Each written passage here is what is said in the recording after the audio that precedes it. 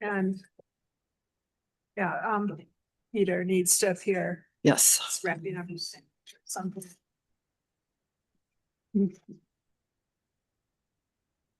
Are you ready? Yes.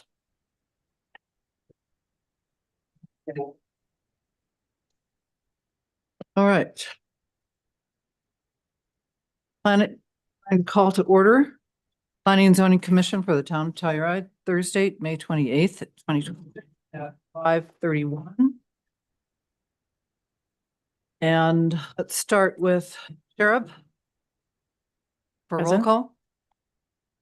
Morning. Peter's present. Charles present. Angela Dye. Kathy Green. Bishay Benton, present. And we Todd have, Brown present by Zoom, thank you, Todd. I was going to ask you where you were. All right. Grand Junction. All right. Very good. We have approval of minutes for April 23rd. Anyone have comments, or do you want to edit, or are they if they're good? Kathy. I move to approve the April 23rd, 2026 minutes as presented. Second, anybody? Todd seconds. Todd, all right. So moved and seconded. Any discussion?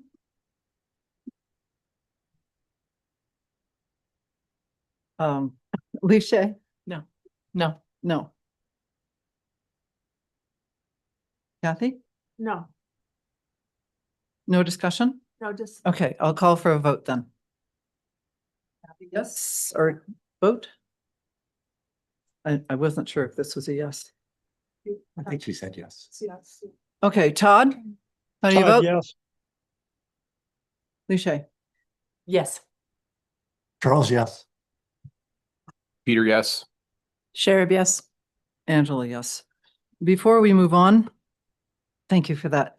Do we have anyone who is an alternate that can't vote today? Anybody? I just wanted to Well, verify. Jacob will be out on the last one, but Yes, as people recuse themselves, we'll see who gets to vote. It's going to change with every hearing. okay, good. That was my question. I wanted to be sure everyone in the audience also realized that. Staff announcements, Kristen. No announcements this evening. Okay, And yes, Sheriff would like to go home once she's recused. So if we're going to have staff and board discussion, we need to have that now.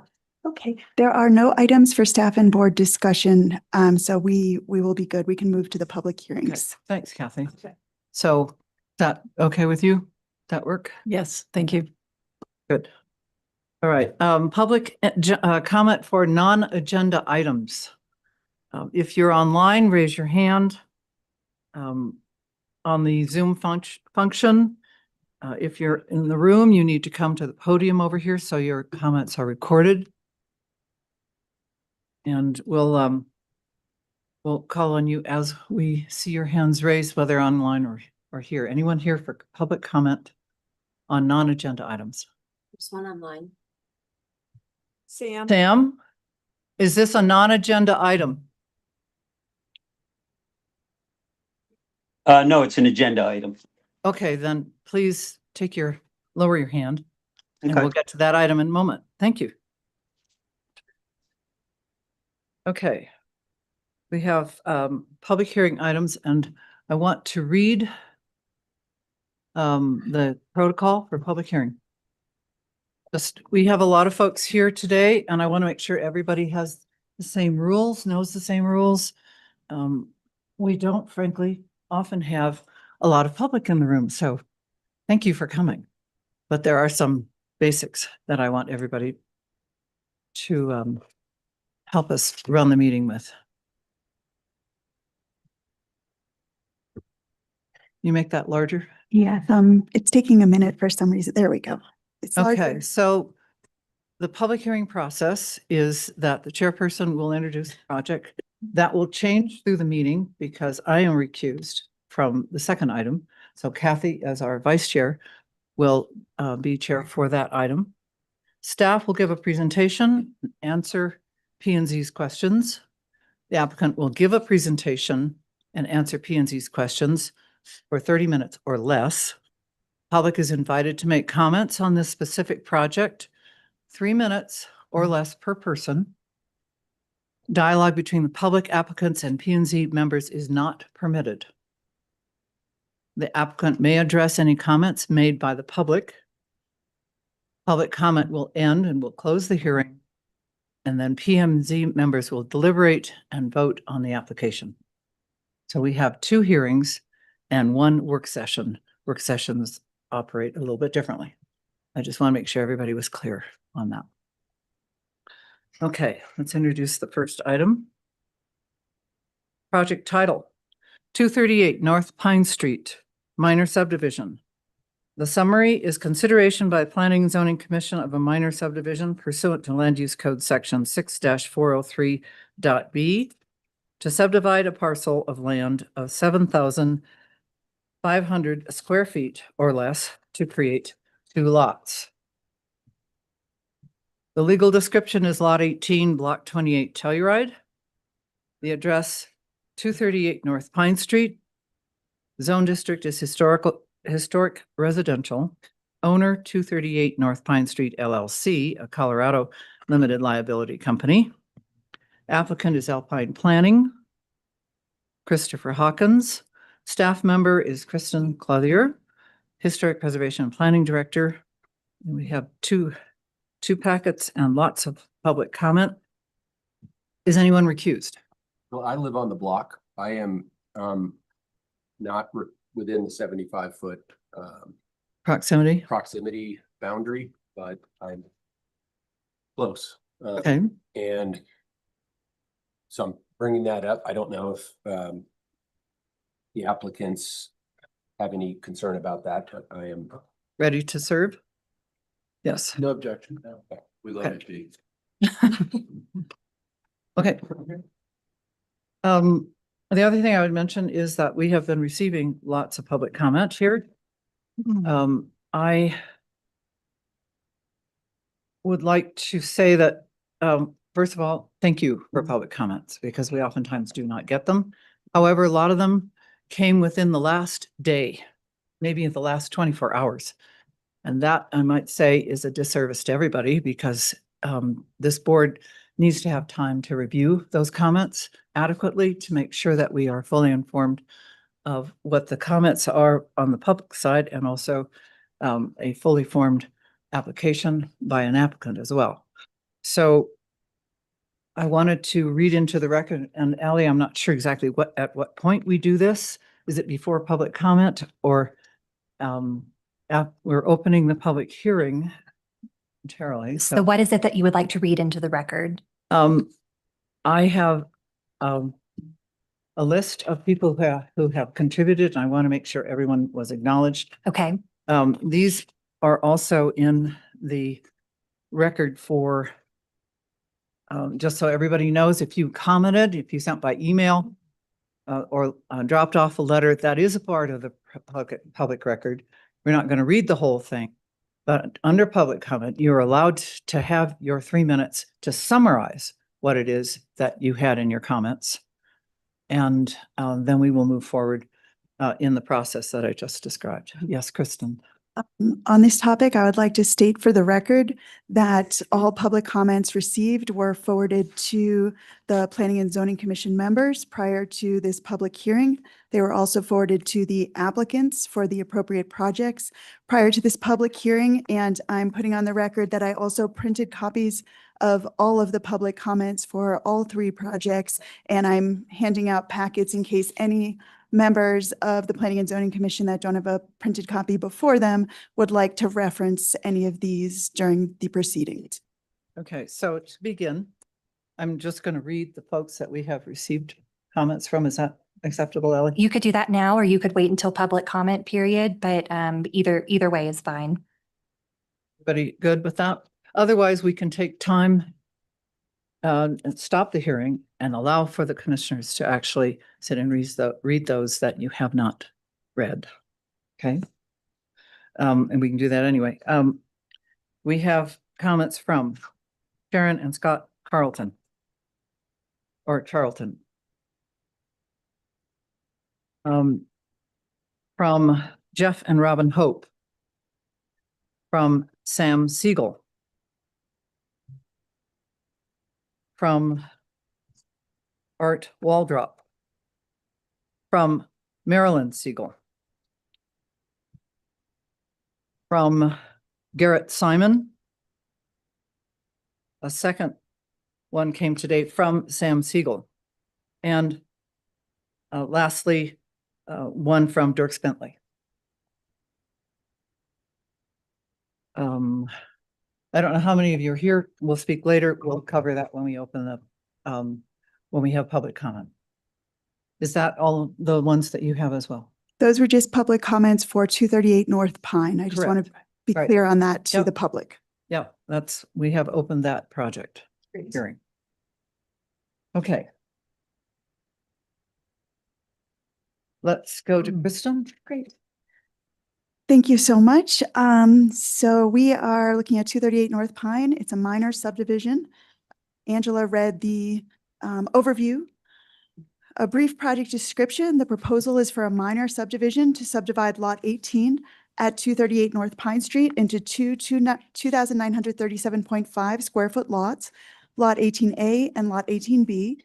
The applicant has submitted concurrent HARC applications for demolition of the primary structure, non-contributing without qualifications, and an associated redevelopment plan that proposes to construct 2 single-family homes and an accessory building, and to preserve and adaptively reuse the contributing shed on the proposed new lots.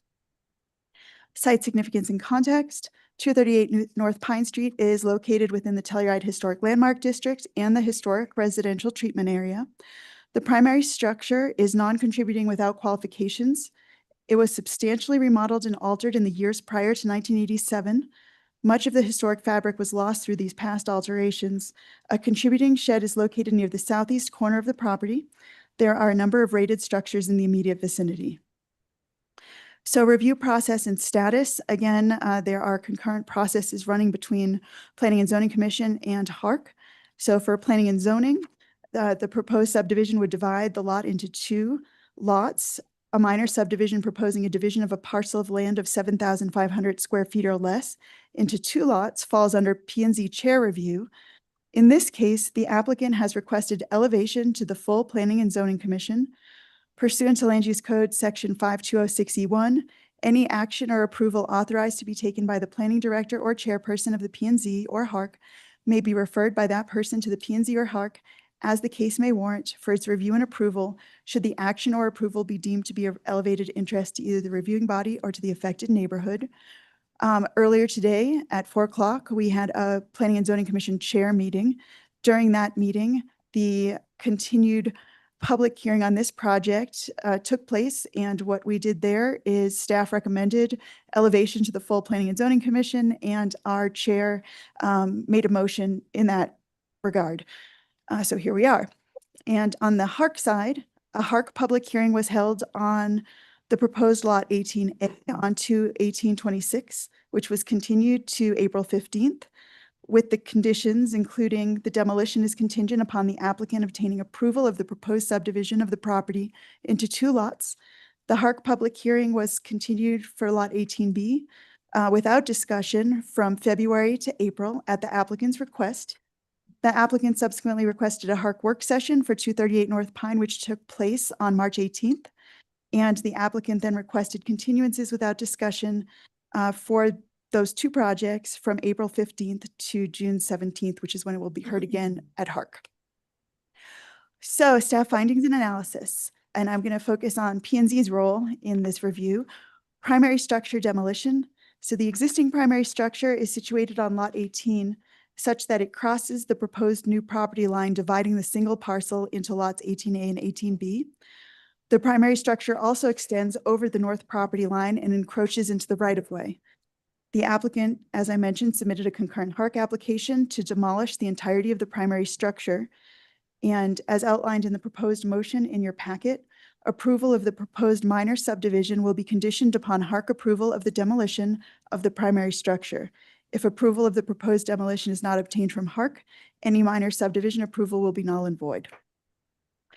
So compliance with subdivision design criteria, I provided you with an extensive analysis in the staff memorandum that you've all seen, and that has been available to the public as well. And so I'm just going to focus on some key aspects of that memo, but I'm happy to answer questions on other parts if that would be beneficial to the discussion.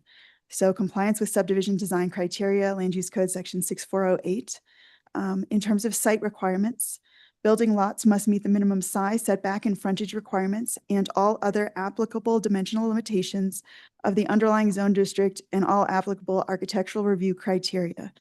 So the applicant is proposing to create 2 conforming lots based on the use and dimensional requirements outlined in the land use code for this zone district, which is historic residential. Resulting lot widths are 25 feet, which meets the minimum lot requirements for width, and the lot area also meets the minimum lot area requirements in this zone district. The applicant has demonstrated compliance with the site requirements, including minimum lot size, frontage, and other applicable dimensional limitations of the underlying zone district. Each proposed lot has at least 25 feet of frontage on and safe access to a public street. The lots have adequate space for off-street parking with appropriate intersection angles and grades. The proposed lot 18A would be a corner lot with 25 feet of frontage on North Pine Street within the historic residential zone district. I will note that corner lots require additional considerations pursuant to both the land use code and design guidelines. And per land use code section 6401, one of the purposes of the subdivision regulations is to encourage a safe and convenient pattern of land development, which respects the town's historic development pattern and which is consistent with the design guidelines for building in Telluride and the Telluride master plan. So here we are. So one of the site requirements per B2 is that building lots where appropriate shall be laid out respecting existing town patterns. Reconfiguring these lots would be consistent with the development pattern in the historic residential zone district and the historic residential treatment area. The proposed configuration will result in 2 rectangular lots. In the near vicinity, there are examples of lots of the same size of 2,937.5 square feet and same orientation as those proposed by the minor subdivision. Each of the 2 proposed lots are proposed to have a new single-family residence fronting on North Pine Street with the rear of both properties facing the alley. Accessory structures are proposed along the alley consistent with historic development patterns. And as I mentioned, concurrent HARC review is in progress. Now I'm going to provide some staff findings and analysis. The proposed lot 18A and 18B are half the size of what the lots in this part of town were originally platted at, and half the size of the most frequently occurring lot size in the historic residential zone district in the present. Although historically lots in this area had a consistent pattern and size, this has been modified over time, both prior to and subsequent to town subdivision regulations being established. The residential lots are shaped to accommodate a dwelling unit within the setbacks provided by the zone district, demonstrating compliance with B7. That said, the applicant has requested that HARC consider approval of modification of the required setbacks. These modified setbacks are what the applicant is showing on the revised preliminary plat, which was submitted on May 22nd, was included in your packets. So just really quickly, just to remind you of this zone district and minimum requirements for setbacks, I included these in your staff memo. Minimum front yard, it's 15 feet. Corner lots, it's 15 feet. Or for both cases, average of setback of the block in which the parcel lies, unless modified by HARC. For the corner lots, in addition, it's never less than 5 feet for the front yard and 5 feet for the side yard. The minimum side yard for all buildings is 3 feet on lots with frontage less than 40 feet. And for corner lots, it's 5 feet, except that side yard setbacks from an alley must be 3 feet or more. And HARC may reduce the minimum side yard setbacks, but not less than the 3 feet. And HARC has some criteria on their end that they need to make that determination based on. For the rear yard, principal buildings, it's 15 feet or the average setback of the block, unless modified by HARC, but not less than 5 feet. And accessory and secondary buildings, it's 5 feet. So staff would recommend that should the preliminary plat be approved, it be approved without the proposed modified setbacks as shown, pending further HARC discussion and determination. Alternatively, I will note that P&Z could establish setbacks on the plat but these need not be the setbacks shown by the applicant. So you do have that option as well. So subdivision design criteria, I included all of them in your staff memo. I'm just focusing on a handful here. E, geologic hazard areas. Geotechnical rockfall analysis or evaluation must be completed, and the report or evaluation included as part of the building permit application submittal. And if it's required, and only if, per this analysis, a rockfall fence must be designed, engineered, and installed by a Colorado certified engineer prior to issuance of a CO for any buildings or structures that may be approved to be constructed on the lots. So this is just due diligence, making sure it's not necessary, and if it is, it will be required. Walkways and sidewalks. There is an existing sidewalk along North Pine. The applicant will, of course, need to comply with public works, public improvements, requirements, type, location, extent, if any, during subsequent building permit review. For the water supply and sewage disposal, the primary structure on the property proposed for demolition has existing water sewer taps. Prior to final plat recording, water and sewer must be installed as needed to the lot line for both lot 18A and lot 18B, or bonding will be required to ensure that this work will be performed. Electricity, gas, and telephone lines, prior to final plat approval, a utility plan must be provided showing the planned locations of utilities to both of those lots. And landscaping, concurrent HARC review will ensure compliance with design guidelines and land use code landscaping requirements as well. So conclusion, and then I'll turn it over to the applicants. Staff finds that the application meets the applicable requirements, purpose, and intent of the Telluride Land Use Code, and that the application is compliant with the subdivision regulations and subdivision design criteria contained in Land Use Code 6408. The application is also compliant with the streetscape design standards. The subdivision will create 2 lots in the historic residential zone district, one of which is a corner lot, North Pine Street and East Galena Ave. The applicant, I've said this many times, has concurrently submitted HARC applications for the development of the 2 resulting lots should the minor subdivision and the demolition of the primary structure be approved by P&Z and HARC respectively. A subdivision approval and subsequent development of the 2 lots will increase the density of development in this neighborhood. You can look at that in a few different ways. This could be viewed positively as increasing Telluride's housing stock and triggering affordable housing mitigation. Additional housing in the residential core is consistent with policies of the Telluride Master Plan. The 2 smaller lots will result in 2 smaller homes, which may be found to be more consistent with the character of the neighborhood versus 1 larger home on a single lot. That said, if the minor subdivision is approved, it will be important to ensure that with increased density, the character of this neighborhood, located within the historic residential zone district and historic residential treatment area, is not negatively impacted. In particular, special care must be taken when proposing the creation and development of a new corner lot. Staff recommendation is contained in the proposed motion, which was included in your memo and packet. Note that the concurrent review is taking place with HARC, and additional conditions may be placed on the project by HARC. HARC review will ensure that development proposed for lot 18A and lot 18B, if the minor subdivision is approved by P&Z, is substantially compliant with the design guidelines. P&Z should determine whether to leave these aspects fully in the hands of HARC or whether to include a condition or conditions of any subdivision approval relative to the future development of the proposed new corner lots or both lots. And that would be in the form of the plat that you will be approving and conditions as regards that plat. So P&Z may make a motion to approve with conditions, or deny. And I provided you with a proposed motion that I can circle back to should you need to reference it after the applicant's presentation. And within here, I included some proposed conditions for your consideration, one of which relates to a height restriction that you may consider based on my previous slide, and some other conditions, some of which are just very straightforward and necessary requirements to ensure that the subdivision can move forward should you approve it. So thank you very much, and I will pass it on to the applicants. We'll ask you some questions probably. Sure. Anyone want to start? Questions for Chris? No?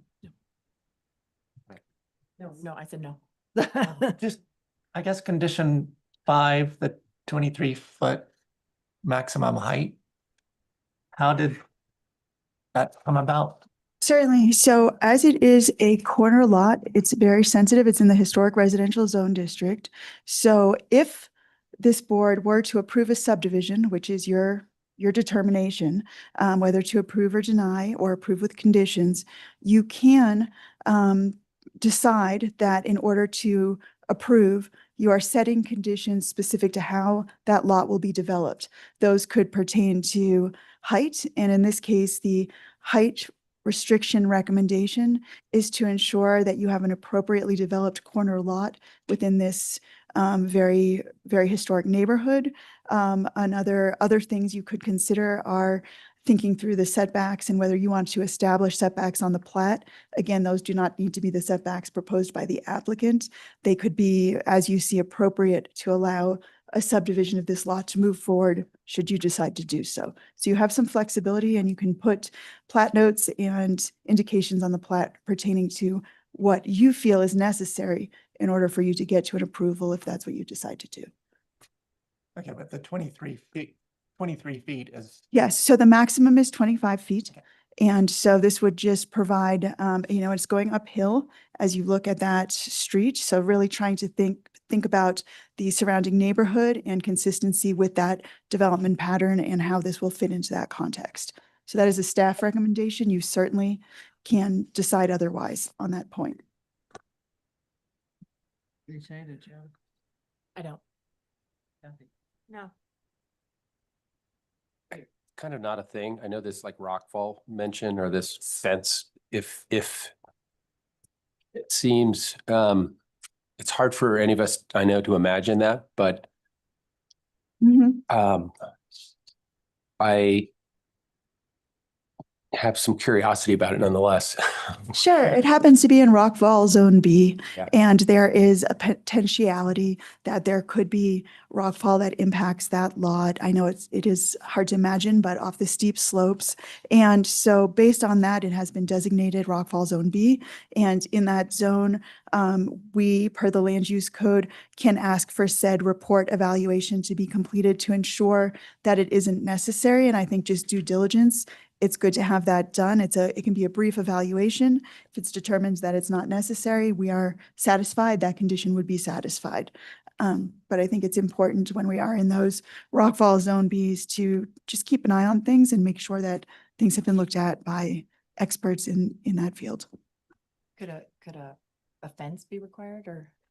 A This is rock, what I'm saying. This is not going to obviously happen, but I hear you. It Yeah. is in the rockfall zone B. There is a potentiality there. And so it's just merely addressing that. I would say I doubt it will be necessary, but I do think it is important to check into our due diligence as we're approving projects.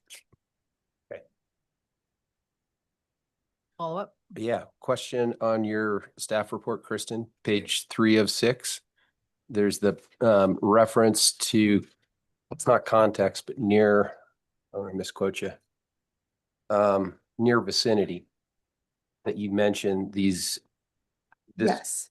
size lot, or I don't want to misquote you. The 25-foot. Yeah, I guess. I'm curious. I'm looking at the adjacent historic structures map graphic.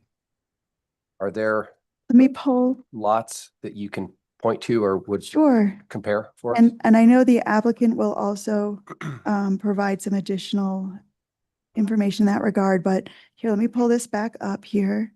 Give me just a second. There's a little bit of a lag there. Let's see if it'll pull it up for me. Here we go. And from this.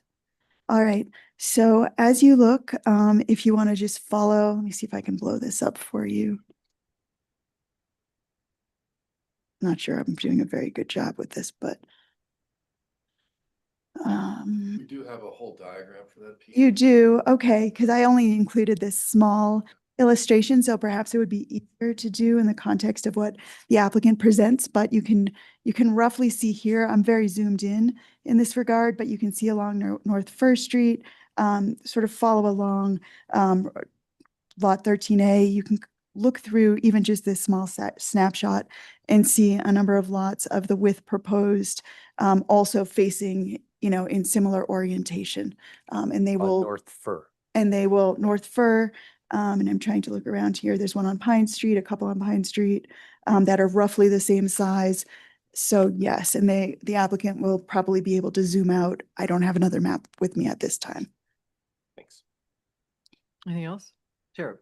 My question was along those lines. Is there a historic reasoning for this lot being so big, being double the size of the minimum? And is there other precedent for that? This is actually the typical lot size historically, but over time, lots have been subdivided both prior to our subdivision regulations being put in place and subsequent to. So that is just the consistent size of lots historically, and that division in two becomes then close to that minimum lot size. So more of them used to be 50 feet and then they started getting divided into 25 Yeah, foot, roughly. roughly. Anything else? Sure. Is that it? Yep. Well, I have some questions. Oh, sure. What is the square footage of the shed in the back that is rated? I can look that up while the applicant's presenting. I don't have my Okay. HARC notes with me. But we are focusing not on the HARC aspects of the project. Okay. And I'm not sure whose jurisdiction is, but is a sidewalk on the north side required? It is not, and actually it is not part of the plans for sidewalks per our Public Works Department and our plan for this area of the community. That said, I mean, that is right-of-way space that you're seeing there. So it could change over time, but at this point in time, it is not in any plans for further improvements, public improvements in terms of a sidewalk. Okay. And do you know what the housing mitigation triggered would be?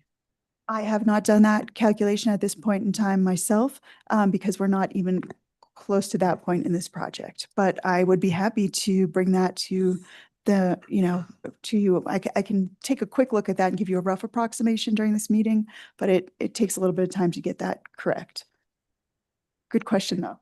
Yeah, and then in your analysis here, you mentioned in your memo about tree preservation.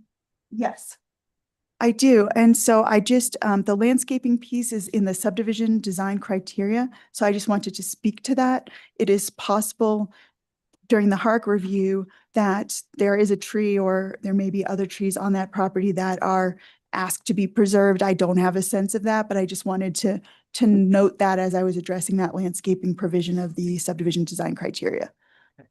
And we, next, this is on page 4 of your analysis.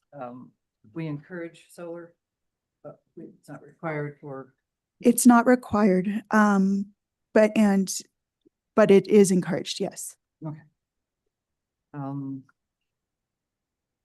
You mentioned on-site retention and stormwater management needs to be on-site. How is that to be handled by a dry well? You'll quite likely, and that will come during the subsequent review and work towards building permit. So I just specified in my notes, these come later. These, you may not need to know this now, but they will be addressed during our more extensive review process. So yes. Okay, and they are proposing to enclose parking at garages? At this point in time, that is what is proposed and that is what they have affirmed. Yeah.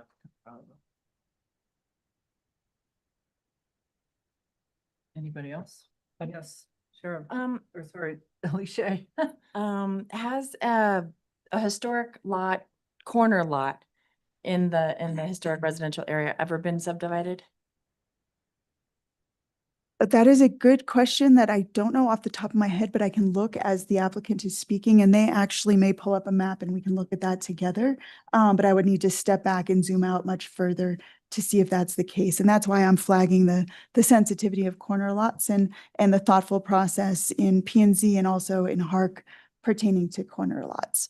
But I cannot speak to that off the top I of my just didn't head. know if it was setting a precedent or if it had already been done and didn't have the knowledge. Yeah. We will take a look at that together, or I will take a look at that as they're speaking. Yes, Kathy. I don't know if it's appropriate, but I can answer some of these historic questions that have been asked. Should we let the applicant, I think it would be preferable to let the applicant speak for their project and then ask them questions. I think that would be preferred. And you can kind of weave that into your questions to the applicant. Any other questions of Kristen? I have just one more. Charles. Respect to the sidewalks on, or the sidewalk, or not being a sidewalk on the north side. I know the block, I guess, west has a sidewalk running along it. Then the next block doesn't have a sidewalk. And I guess my question, when you said there are no plans for the town to put this, does the town not want a sidewalk there? Or just Gotten to it. Yes, yeah, in the streetscape plan, it is not called out as a sidewalk that is anticipated to be installed. That said, I will say that our Public Works Department reviews the projects as they move forward, and they could set requirements for such things if they're at a different place at this point in time. Right now, it's probably more likely snow storage left open, and that's sort of where it is in the present. that's Great. Okay, seeing no more questions from the commission, the applicant can make their presentation, please. Yes, hi, good evening, Chris Hawkins with Alpine Planning. Yeah, Tommy Hine. So I'll try not to be redundant, because I know you have a longer meeting. The location you're well familiar with in the town. Sandboard maps showed 2 houses here over time, 2 single-family dwellings. And so it was 1 lot, sure, but it was 2 addresses. And this really was the inspiration for the idea of actually doing a subdivision that follows the town grid as opposed to everything else that's been done in the past that doesn't follow the town grid. This is the proposed subdivision itself, showing the 2 lots. This does not include the setbacks on it. And what we're trying to do is 2 smaller homes on this lot instead of 1 larger home. You can look at 226 North Pine, that large house, or Michael Wentworth's old house on the other side. Those are larger homes. It's also important to note that a duplex is an allowed use by right here. So I don't think anybody really wants to see a duplex here or a larger home, but maybe they do, maybe they don't, but that's at least our goal in this process. Historic, this building, we did extensive work looking at it with the town staff, and there's very little to no historic fabric. And Hark has already tentatively approved the demolition of this home because of its state. And then the supporting shed in the back, we're integrating that into the redevelopment plan as well. This is an existing conditions plan. I just want to point this out. The home currently encroaches into the right of way. Not that that sets standards for redevelopment by any chance, but it's at least showing how much it does stick out in the right of way. And the other thing I want to show here is there's a huge amount of green space between Galena and the lot here that is called out also in a few minutes to be maintained in that state. So it is a very unique situation, and it is not like anywhere else. And I'll show you this a little bit as well in a minute. Existing conditions, there are some steeper slopes in the back that were caused by the alley cut that are being integrated into the design overall. And just for a little bit of neighborhood context, I just wanted to show this GIS image a little bit because there were some comments about this, setbacks and maintaining the character along Galena Avenue. If you just look in this 2-block area, homes are built very close to the setback, 3 to 5 feet, easy. The other thing you'll note, and you're going to see this better in a diagram, all the past subdivisions that were approved for corner lots were north-south lot lines, which today I don't think you could do. Because what happens is instead of getting a rectangular house, you get a square house, and square houses are not following the grid. And so we're really trying to do the right thing and reverse what was done wrong in the past. I'm sorry, I could get back to my presentation. Just the home itself, I think everyone's familiar with it. The historic shed being repurposed. This shows at a site plan view, the 26-foot green buffer along in here. I'm not showing in detail the site plan for 280. North Pine, but it's a typical hard lot, 3-foot side setbacks, front setback, rear setback. We are proposing to relocate the shed to the north lot. We think we have support from Hart for that. Again, we need to get that through. It just puts it in a little bit more visible location. And the thought process behind it is it's been moved around so much. It was in the front of the lot, it got moved to the back of the lot, and at least we put it up on Galena Avenue. It's going to be visible to the public a lot more than not.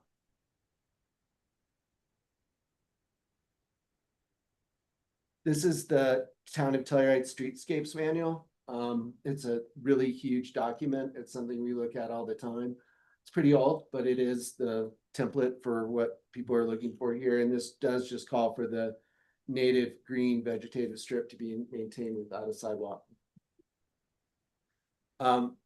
This is a diagram that is really important in this conversation.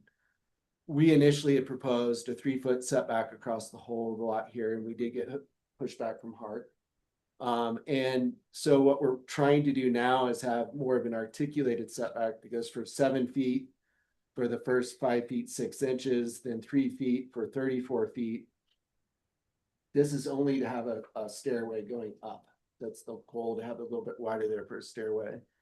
And then for 18.5 feet, it's a 5-foot setback. And then for the accessory building, it goes to a 7-foot setback. So it's a really huge setback. And so the average setback from the traveled way is about 27 feet, 11 3/4 inches. So perception wise, you're talking 3 feet versus 5 feet. I walked down Galena today, and a lot of those homes are already in that 3 to 5 foot zone. And you saw that from the photo. And this shows it more on the side view of where we're proposing the setbacks. And this is the closest building element overall. Chris, could you go back for just a minute? Yes. Just in terms of orientation, Yeah. this you is flipped flipped. It's Yeah. flipped. Yeah, north is down. Sorry. Just for everybody's clarification. No, thank you. It's Compared to what we've seen so it's far. trying to relate the setbacks to the elevation below, and yeah, so sorry. Good point. So the side yard setback, this is Hark's world. Understand, there's a comment that you can look at that. And I do want to talk about the design criteria in a minute, but it's up to Hark, and it's really saying if important or resources or site features are being preserved, such as mature vegetation, avoidance of slopes. And we're just trying to justify this based on the recreation of this development plan and trying to make it work for, instead of having a north-south subdivision, having an east-west subdivision to where you can actually have 2 functional houses. And in order to do that with that northern one, it really is helpful to have that 3 feet for that limited area. And so that's what Hark has to review and approve. And we know that that's up in the air. We don't know what they're going to do on that. This is currently what the plat would look like if Hark approved the setbacks that we have presented today. And then I want to get into design a little bit because I think it's important. The street does step up. It's going up in topography. We all know that. And the homes naturally step up. Mr. Waldrop's house, unfortunately, was limited in height during that review artificially. And so this one is flat with Mike Whitworth's old house. And it doesn't look natural to me. It should step up the street like anyone along the block. I think it would be a mistake to do the same thing here because it's just a function of topography where you have the changes in height and difference going up the streetscape. This is a view looking back to the west up the street. It's unfortunate you can't see that green space there, but it's on both sides. We wanted to show this for the massing that's on the north side of Galena as well as what's proposed on the south, knowing that you see this from many different ways. You're not just looking at it from one block or one block base. And this is looking again more to the northeast, as you were saying, Sally Puff's front yard or close to it. And this is looking southeast at what's proposed. Originally, we had aspen trees in here. The neighbors really didn't like that. So instead, we're proposing some good shrubbery just for that setback section to try to give some articulation at least and break up what that mass that's a little bit closer to the road. And this is looking east on Galena. Again, the comparative massing from across the street, down the street. corner lot massing in the town, you generally have flat facades running the full length of the building site and again, I know we're not judging past versus current, but in the end, there are good examples of this and bad examples of this. And I think what our team is proposing has very nice articulated setback that provides a lot of open space compared to a lot of the corner lot massings that you see throughout the town. So the main thing I think we're talking about tonight maybe is the subdivision pattern. We document compliance with section 6408. Condition 1 requires a HARC approval. This includes height, setbacks, everything HARC normally looks at. To have a condition limiting height surprised us because we don't understand the foundation to that request and would like some clarity on that. And certainly even setbacks, because and I'll go through this in a minute as well. You know, a lot of comments say the subdivision doesn't match the development pattern for the area. Some comments are limiting it to, well, you can only look at this block. You can't look across the street and things like that. But there's no limit to what the development pattern is you're looking at. So you have latitude for that. You can look at it for the whole block. You can look at it across the street. You can look at it for the broader area. And we really believe that this fits the pattern of the area.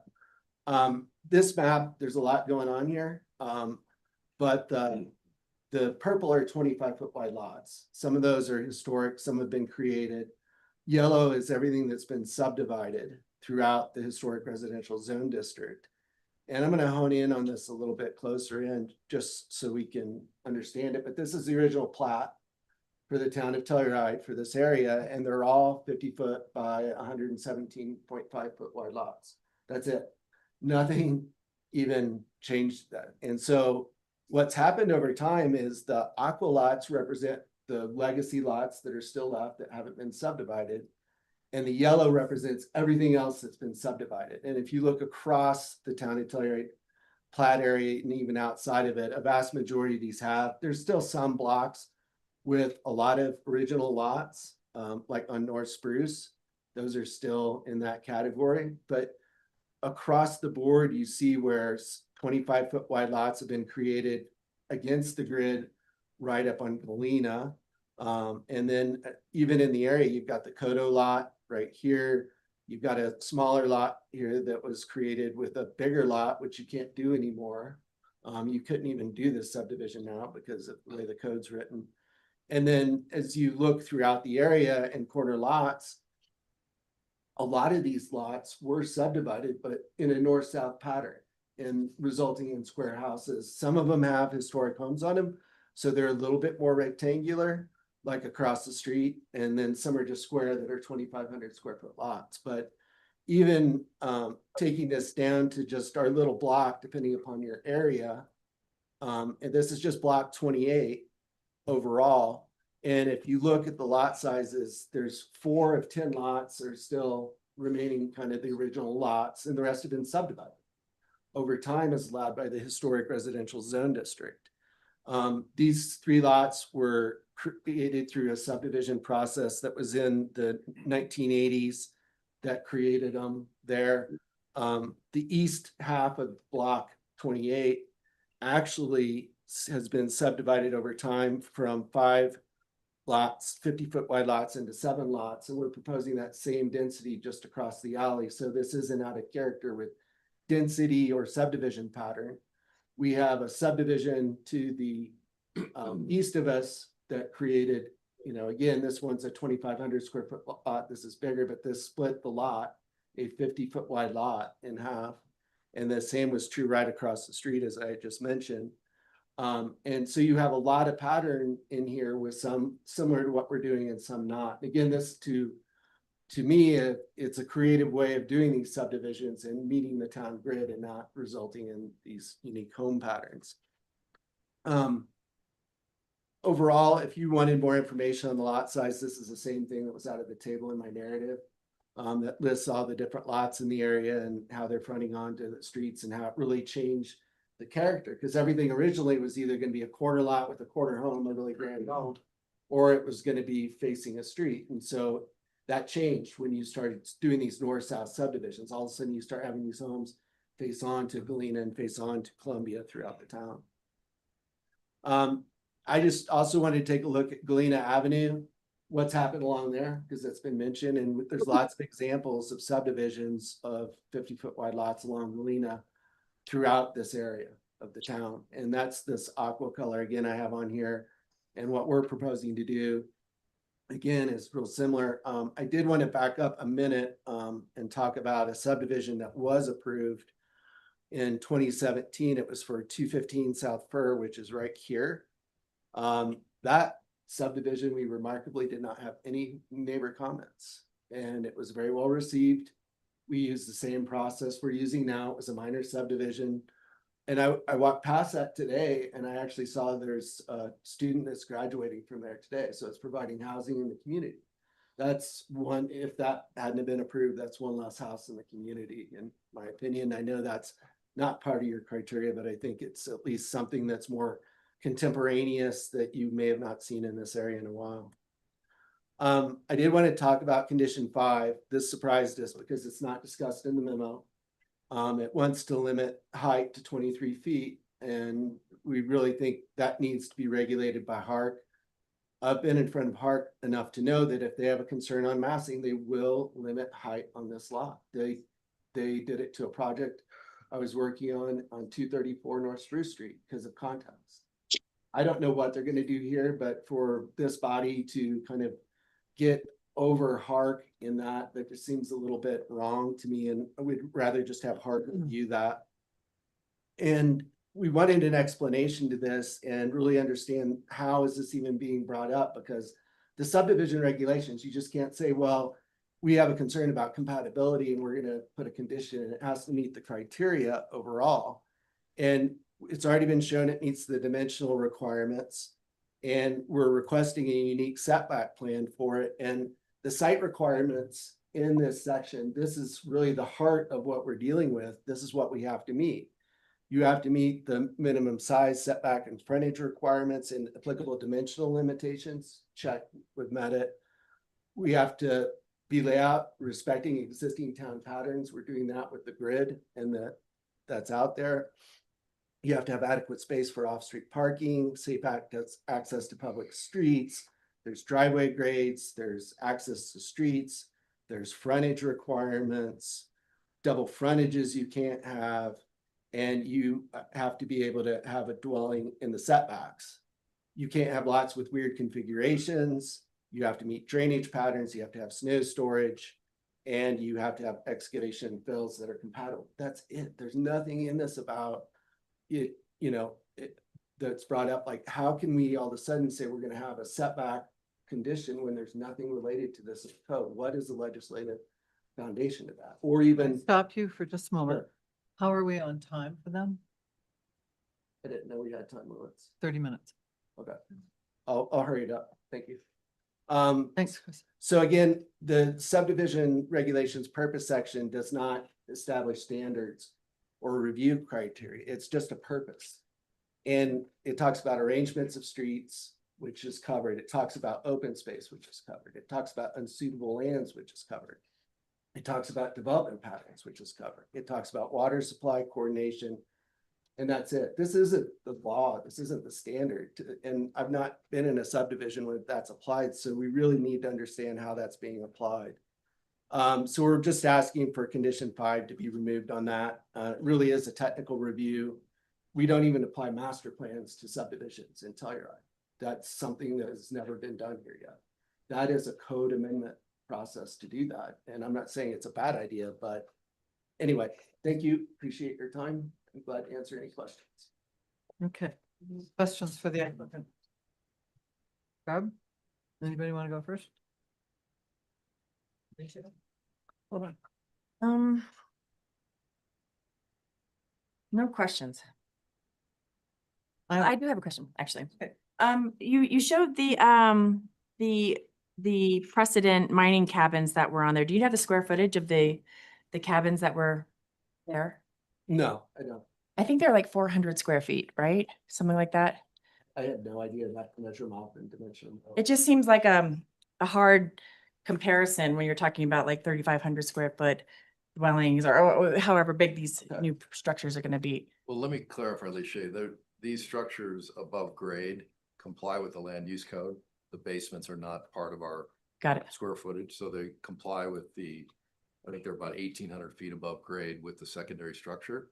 And having a primary and secondary structure is a traditional development pattern in Telluride, and that's what we're trying to achieve here. So by moving the historic structure along the alley, that respects the historic development pattern of the alley, and then having the primary residence face Pine keeps the grid and keeps the relationship of the primary structures along Pine. So regardless of the size of what they were historically on Sanborn, what we're focused on is the pattern, meaning Got it. Yeah, as you're walking up Pine, there's two houses there, not one. that makes sense. You were just showing it as a precedent, so I was just Yeah. asking about that. Then the other one, you're showing some precedent of other corner lots that have been split. I guess, yeah, there's no question. I don't have any questions. Okay. I think a question for the applicant. The replatting that I think has occurred from early days on and including corner lots has, I think, been driven. It is, it's going, I'm trying to get to the question. Trying to get a basis here that had to do with the fact that Columbia, Galena, or whatever the north or east-west streets, tend to be flatter. And that changing the orientation from the original platting, the core of town that fronted onto the north-south streets that tended to be steeper was understandable, and how the town right off the bat adapted from that original plat. I'm curious, and I understand the pushback on creating square lots with square houses, but your plan excuse me? Question. I'm getting, your plan with two long lots continue to front on Pine. I'm curious were you trying to avoid the square house? Was it like you don't want to do that, or do you? It was two things more. It was just grid, because when I had Kristen's job a long time ago, I heard time again, we would never approve these square lots, or never should have approved these square lots, and they were bad ideas. And it was really to provide town grid.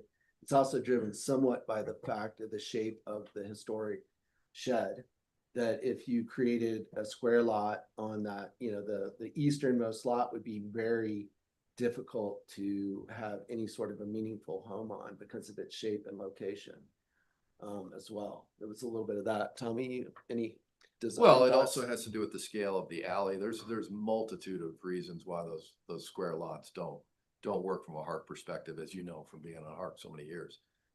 We did even explore having one of the sheds access from Galena, the way Stiff's driveway works now, and that was the Hark board actually pushed us more to accessing off the alley.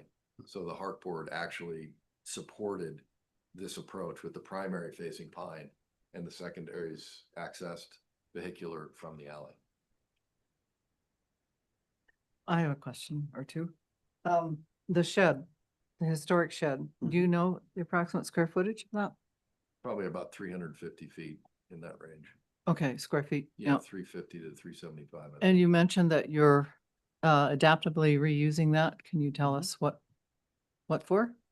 So that is going to be turned into an accessory dwelling unit with a garage below it. Yeah, without kitchen. Right. But that's the premise, is we're going to do an accessory dwelling units on the alley with garages underneath. And it works well with the topography. Yeah, accessory unit is the right answer, because we can't do a kitchen there, because then it has to be deed restricted, which is. Anyway. Yeah, I don't think you need to get that technical. I know, You're shaking your I head. stopped myself. Dwelling's not the term. Yeah. Okay, What's that? good. And the next question is about housing mitigation. Have you figured that out at all? It'll be a payment in lieu. It's not required on site. And you don't know approximately how much or anything, right? Okay. We have, Well, the delta is probably, it's probably another 200,000 because of the two houses versus one house. Right. 200,000 to 300,000. Okay, you have in, I think, page 11, you refer to lot 9A and was that from a previous project? Because we're talking about 18A and 18B, right? Which page, sir? It's, page 11 under 6-408B7 That is just a typo. typo. Yeah, Okay, so that should be 18A. yes, Okay. sorry. Thank you.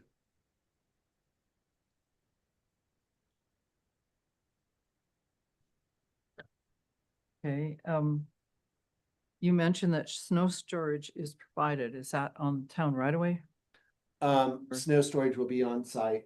We haven't gotten that far. It might be a combination of snow melt and snow storage areas. But the town has historically accepted snow melt, it's in lieu of snow storage, but there's plenty of room on these lots for snow storage for the limited areas we need. Let's see.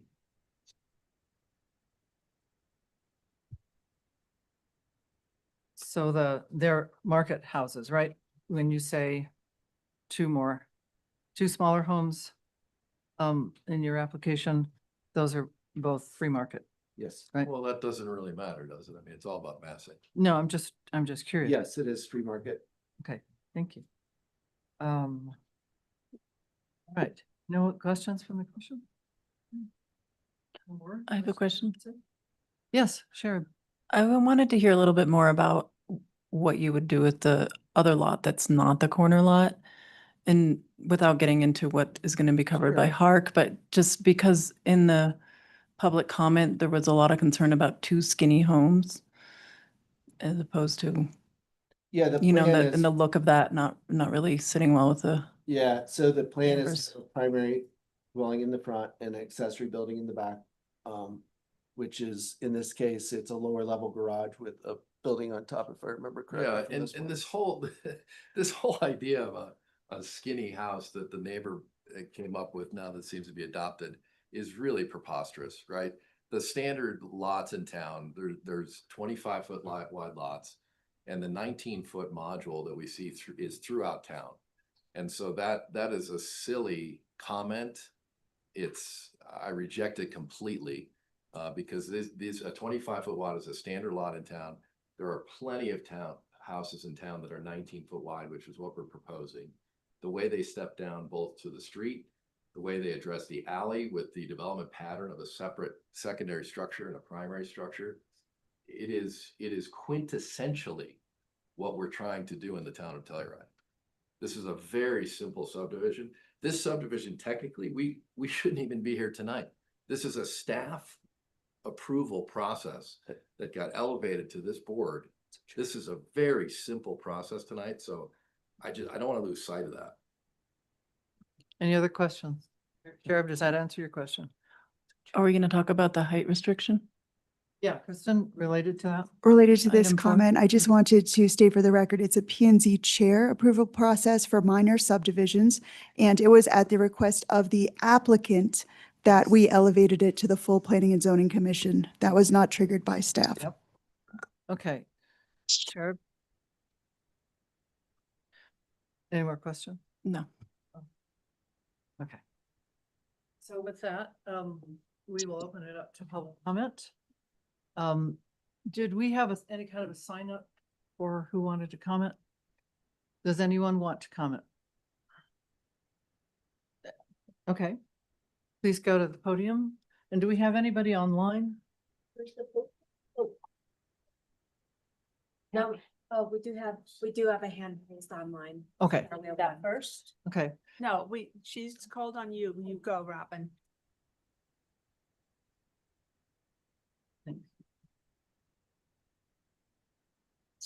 Oh, Robin Hope. is it functional, the recording? Yeah, it didn't. Robin Hope. I That's hear a it. little better. Yeah. Is that okay? Good. Thank you. Go ahead, Robin. We respectfully submit the following comments regarding the proposed submission of 238 North Pine Street into two 25-foot wide lots within the Telluride Historic Residential District. Our primary concern is that approval of this subdivision would fundamentally alter the historic development pattern and neighborhood character that makes this area of Telluride unique. The historic residential district north of Columbia Avenue is overwhelmingly defined by 50-foot wide residential lots, diverse architectural styles, and spacing patterns that prevent homes from appearing repetitive, crowded, or overly dense. This existing pattern and scale of the neighborhood are an important component of Telluride's historic identity. While the applicant correctly notes that the land use code technically permits 25-foot wide lots, the broader issue before the commission is whether subdividing this prominent quarter parcel into is appropriate within the historic context of this particular neighborhood. Once subdivided, the resulting development pattern cannot realistically be reversed, and the cumulative effect of future similar subdivisions could permanently change the character of the historic residential district. We are also concerned that constructing two narrow, vertically scaled homes on what has historically functioned as a single 50-foot parcel would create an appearance more consistent with higher density commercial or transitional residential areas rather than the established historic residential streetscape surrounding North Pine Street. One of the defining characteristics of Telluride's historic neighborhoods is the visual diversity of homes and lot patterns. Side by side, tall, skinny structures on newly created 25-foot lots risk introducing a repetitive and incompatible form that does not reflect the historic development pattern that residents and visitors value. In addition to historic compatibility concerns, we ask the commission to carefully consider the broader implications of incremental density increases throughout the community.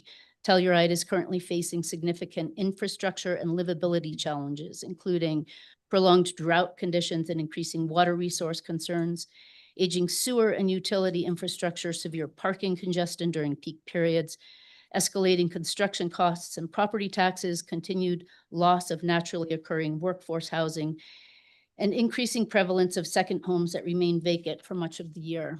Although increased density is often discussed as a housing solution, projects of this nature do not realistically address Telluride's workforce housing crisis. Instead, they frequently result in larger luxury residences with higher assessed values, contributing further to affordability pressures while reducing the remaining stock of modest historic homes and rental opportunities that once supported the local workforce character.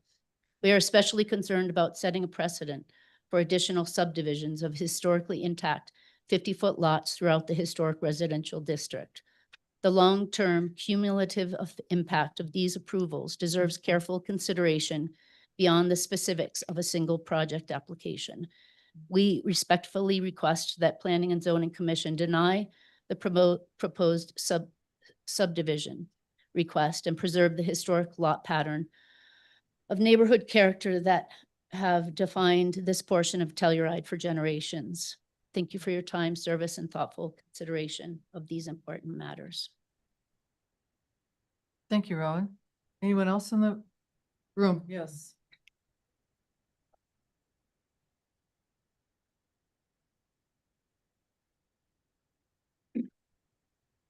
Please identify yourself.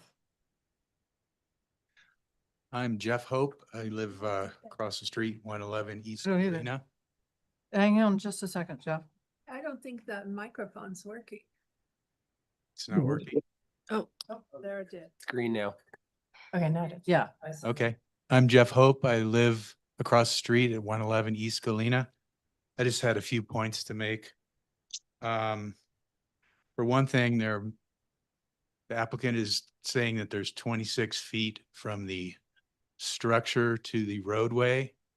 And I just went and measured it. It's just under 20 feet. I don't know how that comes into play with the setbacks that they're proposing. And it's a traditional snow storage area for the town. And North Fir is being mentioned as a 25-foot lot, the corner of Fir and Galena, I think they were looking at.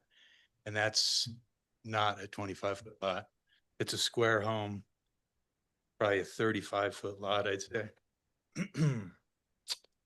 And that also, this is not creating affordable housing. I don't know how these two homes can somehow be construed that way. But anyway, thank you for your time.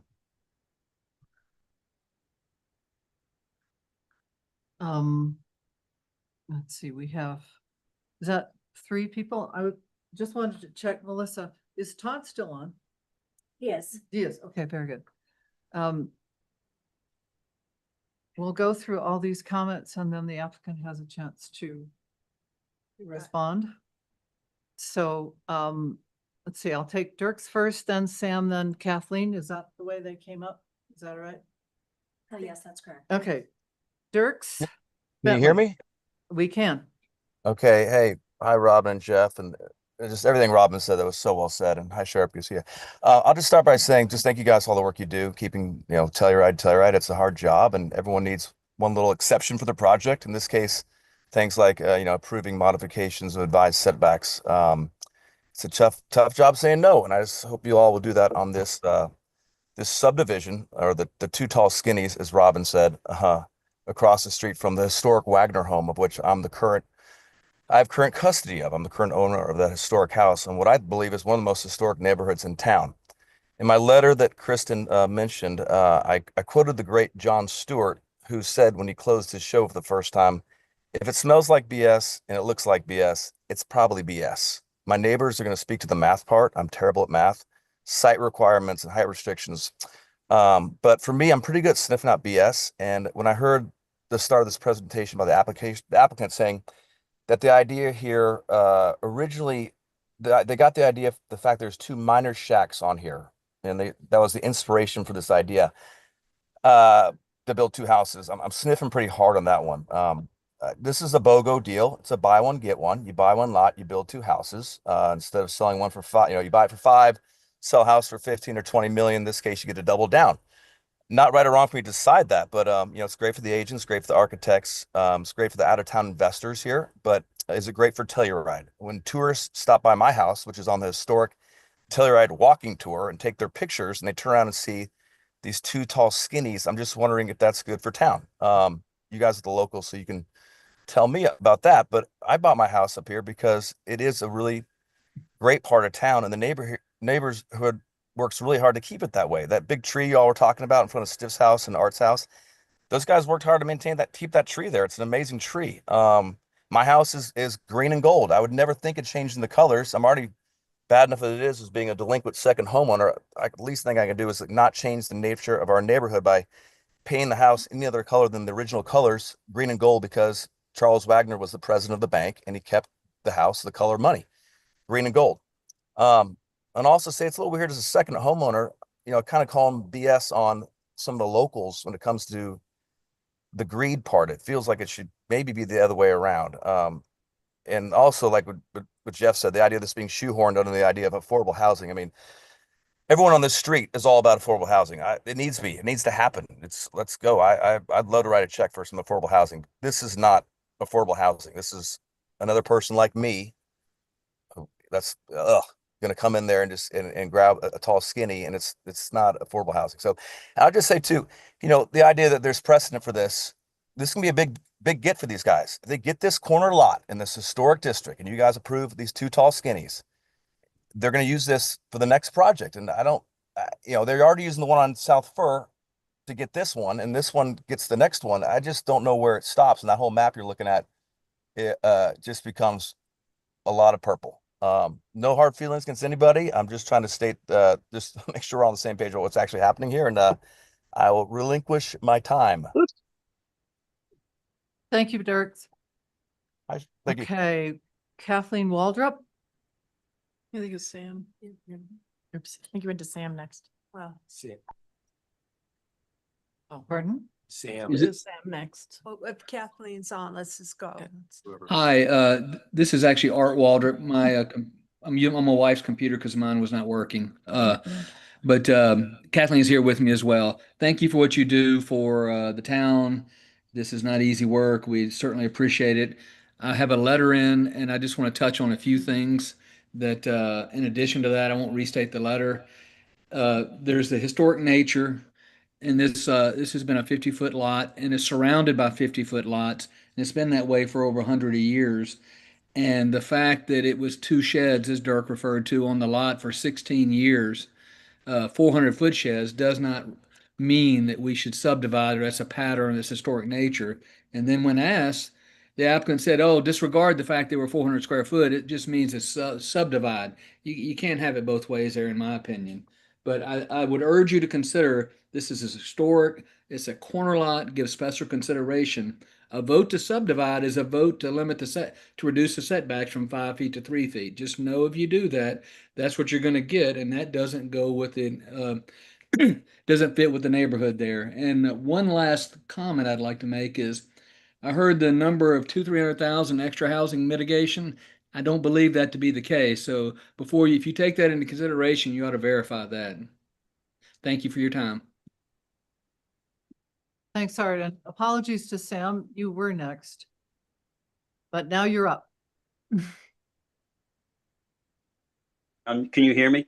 Yes. Before I start my timed comments, the chair had made a couple of questions or comments before the meeting, and I just have a quick response to that, if I can do that before I start. They're included in your time. Okay, well, I'll skip them. Go ahead. Okay, what P&Z is considering here is whether the subdivision of a 50-foot corner lot meets multiple criteria. I know these lots meets all the statistical characteristics, 2,500 square feet, 25 feet of frontage. But does subdividing this corner lot meet historic precedent, support historic and current neighborhood character, and allow for compatibility with the scale of the buildings in the vicinity? Subdivision is a P&Z responsibility, but whatever you do will greatly affect what happens at Hark and ultimately the character of the neighborhood.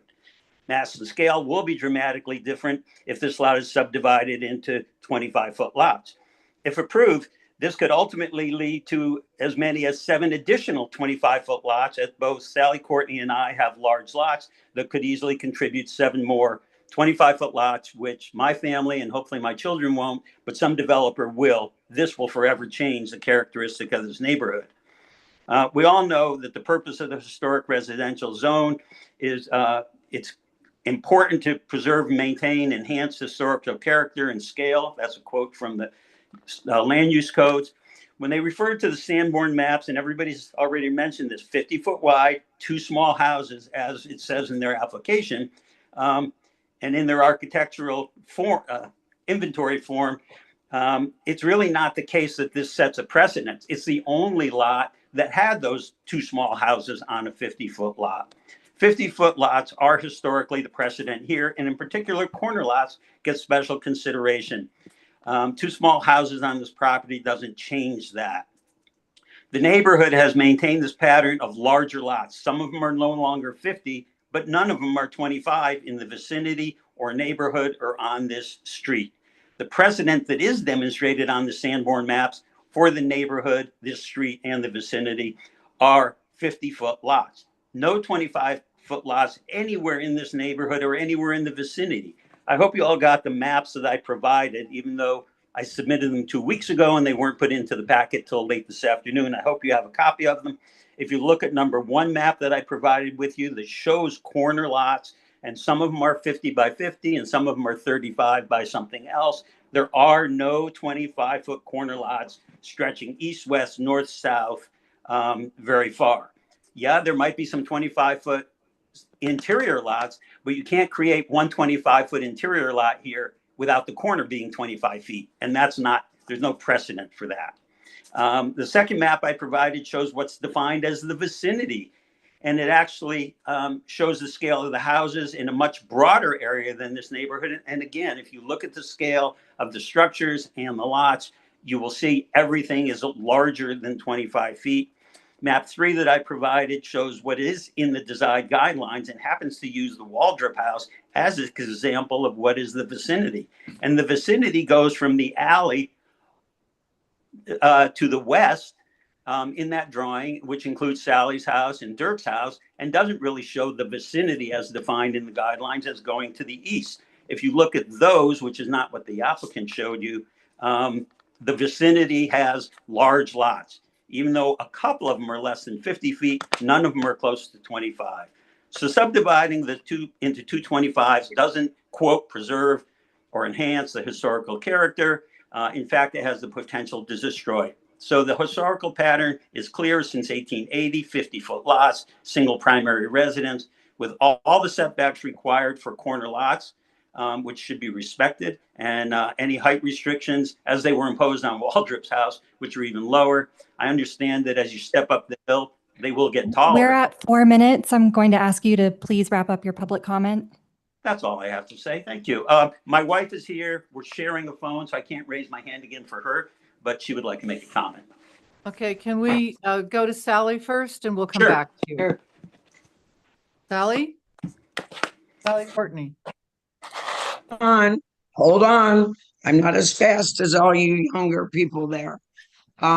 Sally Puff Courtney, I've been a neighbor of this property for 52 years. I look at it every day. I think this tall and skinny is getting a little out of hand because I'm going to give you a little history. When we bought properties back in the 70s, we bought homes that typically had 2 lots. The reason those lots went from 2 to 1 and primarily 25 by 117 and a half is because no one had the money to pay their mortgages. They had no money to do the remodels. So they sold that second lot to have the money to be able to keep a property in Telluride. So this isn't standard. This isn't a historic standard. This is what happened in the 70s when people needed and wanted to hold on to their properties. So I should have started this way, but I was feeling a little rushed. It's been one of those days. I wrote a letter March. I can't remember. I sent it to Kristen. It's not in the packet. I asked her to confirm that she received it. She did, and it's not in the package. So to me, that is disconcerting to start off with. I agree with the neighbors on many of these points. Therefore, I will not go into them all. But I think it's really, really important to know that if you continue this precedent that was started on First Street, really, and I know they said they didn't get any comments. Well, I don't think they had the neighbors that have been living in that neighborhood for all of these years. We have all been there. I have been there with the shed that was in the back. The original house that Stiff lives in was more of a shed back then. And then the owner, before Stiff bought it, increased the size of it and sold it to Stiff. So we're going backwards, guys. We have tried so hard to preserve our community, our neighborhoods, our historic designations, and this is going in the wrong direction. So I really hope you look hard and think about it, because once it's done, whoever said it, it started on Fur, same builder, same architect, same developer, maybe not same builder, but same developer. And now we're looking at Stiffs. It will continue to go. And that, to me, it's not the neighborhood. It's not the concern for the historic substance of the property. It's all about the wallet. So it's up to you. I do appreciate all of you. I appreciate your time that you spend to thoughtfully think these things through. And I really hope that's what you do today. Thanks for your time and have a great night. Thanks, Sally. Marilyn? We have one more public comment. And if you guys want to speak, you're part of the applicant or no? Neighbor. Okay, then I'll add you to after I've committed to. Mrs. Siegel, did you want to comment? To get there. Can you hear me now? We can. Perfect. Thank you very much. Regarding lot 18, located at 238 North Pine, I've also lived on this block for over 45 years. In keeping with the historical pattern and character of this neighborhood, I strongly support keeping lot 18 as a single 50-foot lot. This is a corner lot, and there are no 25-foot quarter lots in this neighborhood. That precedent should be followed. Allowing two tall, skinny houses on this corner would negatively impact the character of the neighborhood. If P&Z allows Lot 18 to be subdivided, the stated intent of the developer is to request setback variances on part of the north side and for the entire south side of Lot 18A.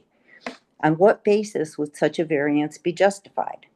The required site coverage according to the land use code is 1,260 square feet or 42.9%. This applicant has requested 1,346 square feet or 45.8%. This does not include what are called allowed increases of 3 and 9.3%, which increases site coverage to 55%. The proposed house is 3,490 square feet. Without the variances, the house would be 3,700 square feet. Is it the town's responsibility to help developers build more than the land use code and guidelines allow? Is it in the public interest to support more is better? This impacts mass and scale, sight lines between structures, and in today's reality, increased fire protection. Shouldn't staff conditions, as dated on January 22nd, 2026, for 35% site coverage be supported? I thank you for all of your consideration, for your time, and everything that you do for our community. Thank you. Thank you. Sorry, Kristen, you wanted to comment on Sally's? Yes, if it's Yeah. okay that I do so. So I did look up Sally's email and I just want to put this on the record. I did receive your email, Sally, and I took it as an email to me personally. I did not understand that you wanted it to be a public comment. I try to be very diligent when things seem like they could be either an email to me or a public comment to check. And I did that with a number of people who are on the call today to make sure they wanted something included in the record. But in this instance, the way it read to me was speaking directly to me. So I'm going to read it for the record, just because I don't want it to not be read for the record. It states, and this was sent Tuesday, May 19th, 2026, Kristen, in January for the P&Z meeting regarding 238 North Pine, Lot 18, staff recommendations had a motion with conditions. Condition 2 recommended a height limitation of 23 feet. Condition 3 stated site coverage of Lot 18A, a corner lot, must not exceed 38%. I hope that your recommendation for the May 28th P&Z meeting will be consistent with the above conditions you recommended in January. Please acknowledge receipt. Thank you. Sincerely, Sally Puff Courtney. And I did acknowledge receipt. Again, I thought it was an email since it began with Kristen and seemed to pertain to the memo. I did acknowledge receipt and said, "Hi, Sally, per your request, I'm acknowledging receipt of your email. Thank you for sharing your comments with me, Kristen." So again, I do apologize. It's now on the record, Sally. And I would ask the public if I can put this on the record. It is very helpful in emails that you send to state that it is a public comment that you would like added to the record. I receive a lot of emails, and if they're directed to me and seem not to be a public comment, I do try to be diligent about asking that question, but just please put public comment even in the subject. That's even more helpful. And ideally, you will, all members of the public, be using our generic email addresses, which are to the Preservation Department and to the Planning and Building Department for projects for either P&Z or HARC. That is very helpful in terms of keeping things organized and coordinated, but I absolutely, tried to catch everything, and I apologize, Sally. No worries. Is there anyone else online? There was, no? Nobody? Okay, I know we have a couple people who've raised their hands. Mark, did you want to speak or? Okay.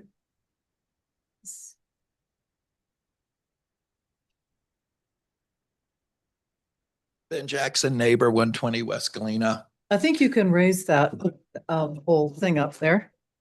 There you go. Ben Jackson, neighbor, 120 West Galena, 36-year local, and a partner in this project. And yeah, the project we did on Fur, it was done more recently. I'm not the first person to take larger lots and subdivide them in the town of Telluride. I think I'm the first person that's done it more recently that has involved a lot more review than what Sally has done in the 70s and 80s and what Sam has done with their properties. I think Sam hit the nail on the head. They have these larger estate lots, Sally and Sam, and they hope that their kids don't come in and subdivide them. Are they going to deed restrict them to where they can't be further subdivided? We're doing what's allowed by the code. We're also doing what overwhelmingly was approved in Amendment 300. The majority of the citizens have spoken. They want smaller homes. And sure, these aren't affordable to locals anymore, but they're affordable to the free market. You know, a $9 to $10 million home is affordable to some second homeowners. The example Chris mentioned about one homeowner that had a kid graduate from school here. A big house on this lot's going to be $20+ million, and it definitely will be dark all the time. You know, this subdivision proposal is a better approach as 2 rectangular lots than some of the other subdivisions, which I just mentioned. And, you know, some of these subdivisions were done by the people speaking out tonight against this project. They did exactly what we're asking to do, but they didn't have to go through the boards. They didn't have the scrutiny that we're having to go through. But what we're doing is a use by right. It's been done for 50 years in the town of Telluride. I'm not the first one to subdivide a bigger lot into a smaller lot in the town of Telluride. And I want you guys to, you know, take heart to that. The tools that you use to build their place here are the same tools we're using now, but our process has much more oversight than they ever faced. And as I touched on, Amendment 300, overwhelmingly, it was a grassroots amendment that was codified, and it clearly stated the majority would rather see smaller homes than one big home. What you're hearing from tonight is the vocal minority. Do not be intimidated by that. We're asking for a minor subdivision, and please approve it tonight. Thank you for your time and energies on all of the projects. Thanks, Ben. Mark, yes.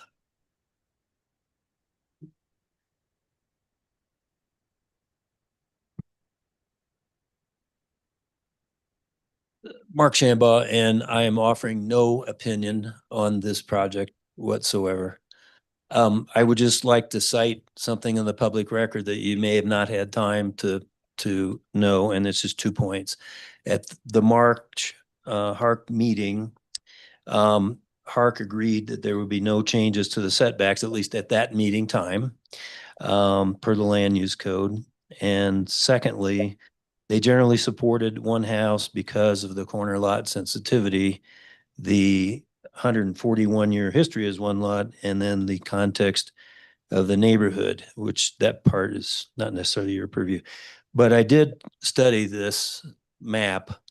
The one that represents what? They put Just up. because we can't see it. Because I know you're going to be debating 50. Is it the exhibit that the Yeah, applicant? yeah. Thank you. And I do see one corner lot 3 blocks east, but nothing within 3 blocks either way. In this historic residential, can I see never was subdivided into 2 lots per their own map, and my walk around just as a point of record. But again, good luck with your decision. I'm recused from this project anyway. Thanks. Thank you for your clarifications. Do you like to step up?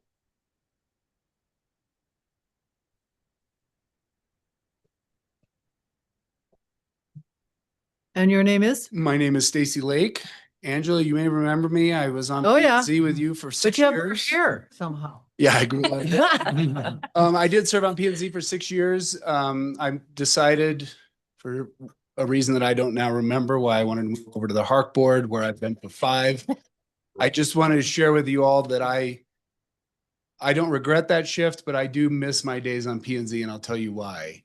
The things that you get to consider are fairly black and white. Not always, but mostly. Have the criteria been met, or have they not been met? It's a lot more simple than what I have to deal with on a HARC now.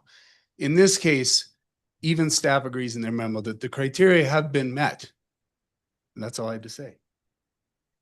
Thank you, Stacy. Anyone else for public comment? Yes, step to the microphone, please, and identify yourself. My name is Steve Patterson. I'm the stiff that's been mentioned. Wondered And I bought who that that house was. in 73, moved in at Halloween. And I think we bought some Cokes because we didn't have any candy and no kids came. Anyway, I've lived in the house for 53 years and I feel that the process is a lot more thorough than it was when I was on council.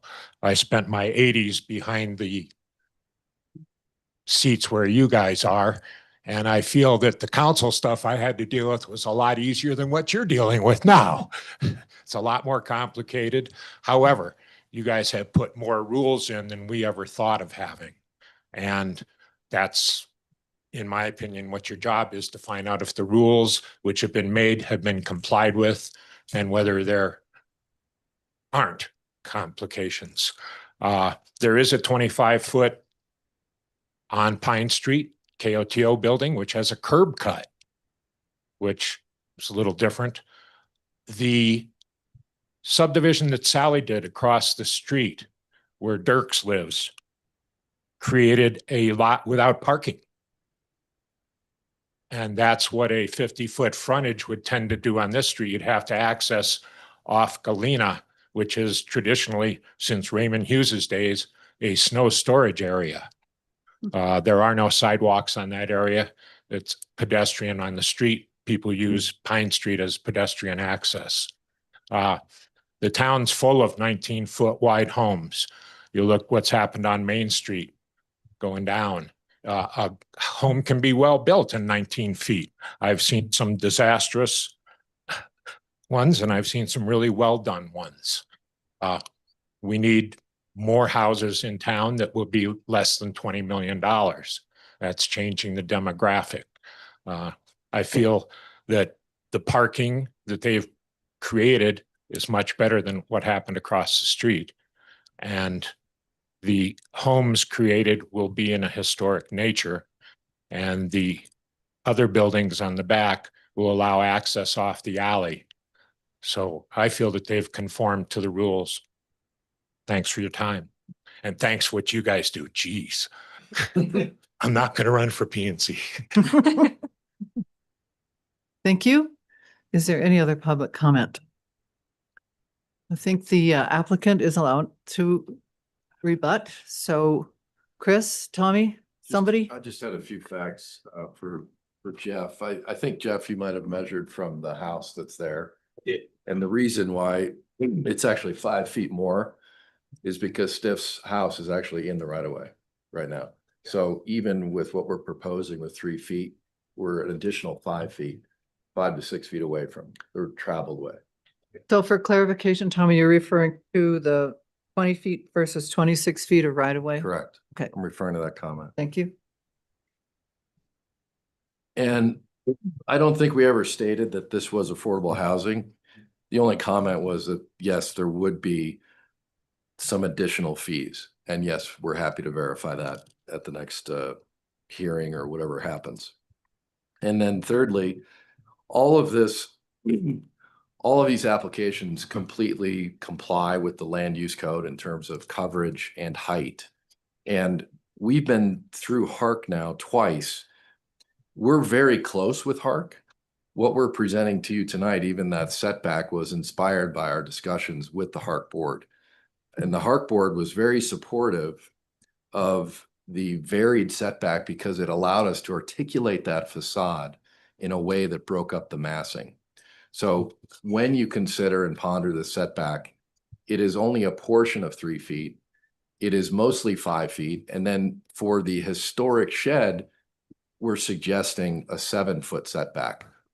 All other setbacks comply with the land use code in this subdivision. That is the only criteria that we are suggesting we vary from the town ordinance. Thank you. Addressing any other items? No? Okay. So I think we're at the point where we have we are going to close the public hearing and go to deliberation. Everybody good with that? Okay. So we are deliberating. Anyone want to start deliberating? And verbally. Yes, Kathy. I might have to speak a few times. I think I am a real believer in 50-foot wide lots, especially in the historic neighborhoods and in the flatter streets in the center of town, of which Pine is our center street. The lots tended to be bigger and the houses on them tended to be bigger historically. Yes, there were random tiny houses that came and went and didn't last long. I would like to see that maintained. And I really am not going to support creating a brand new lot that then needs setback variances. If we're creating a new lot, it should not need any setback variances ever. Maybe that should be a deed restriction on the lot. I think there's other ways. If the owner's program is to have 2 free market units and however many little extra buildings, certainly I do like the idea of putting the historic shed closer to Galena where it can be more seen by people walking or driving by. But I mean, I think you could take this parcel and create 2 free market units, preserve the shed properly and get close to the same amount of money. I think calling anything that's these houses are not going to be $5 million houses. They're going to be $7 or $10 million houses. And those are so, they might as well be $20 million houses. The same group of people can buy them. And the same bigger group of people cannot buy them. So I'm really struggling with this. When I came on this board, which was August of 1983, we were not doing any more flag lots. We might have done 1 or 2 since then. We were changing the land use code for that. We still did a few more 50-foot wide lots. Those 50-foot wide lots that are shown on that in the turquoise color on that one map mostly have a historic building on one side of them. And then to afford to remodel the historic building, they made a back lot. And often the back lot is smaller. They're not 2 equal lots in very few cases. It was a way to preserve usually it was a way to preserve a historic building. We did do some of those more recently, but not in this century. Yes, maybe there's been some redevelopment on, there was a lot of redevelopment on First Street in the 80s of taking down houses and rearranging what was there. There might have been more that I wasn't paying attention to because it was a chair level decision. But I really think it's important in the few blocks, we just have a few of these blocks between Columbia and Galena or Gregory that traditionally had 50-foot wide lots. I think we need to really keep those lots. I think that's super important. And with our new landscaping regulations, we might never have another tree if we keep doing more and more 25-foot wide lots. So those are my comments right at the moment. Who wants to go next? Yes, Kristen. Todd has his hand raised. Yes, I was just making sure anybody here, but Todd, go ahead. Love that Okay. photograph in the back. That's House on Fire in Bears Ears. Yes. I generally agree with Kathy. I think while we can do this subdivision, I don't think we should. And it has primarily, in my mind, to do with maintaining the nature of the larger lots north of Colorado Avenue. So that's where I come down. Okay. Thank you. Anyone else? Yes, please. I have a couple of things. So first of all, I think that we need to get clear on the fact that the code compliance is the floor. So it's just because you compliantly meet those technicalities, if it doesn't really align with the community's soul, it's still a failure. So that's that. And then I think with the, I feel like we're kind of doing it backwards.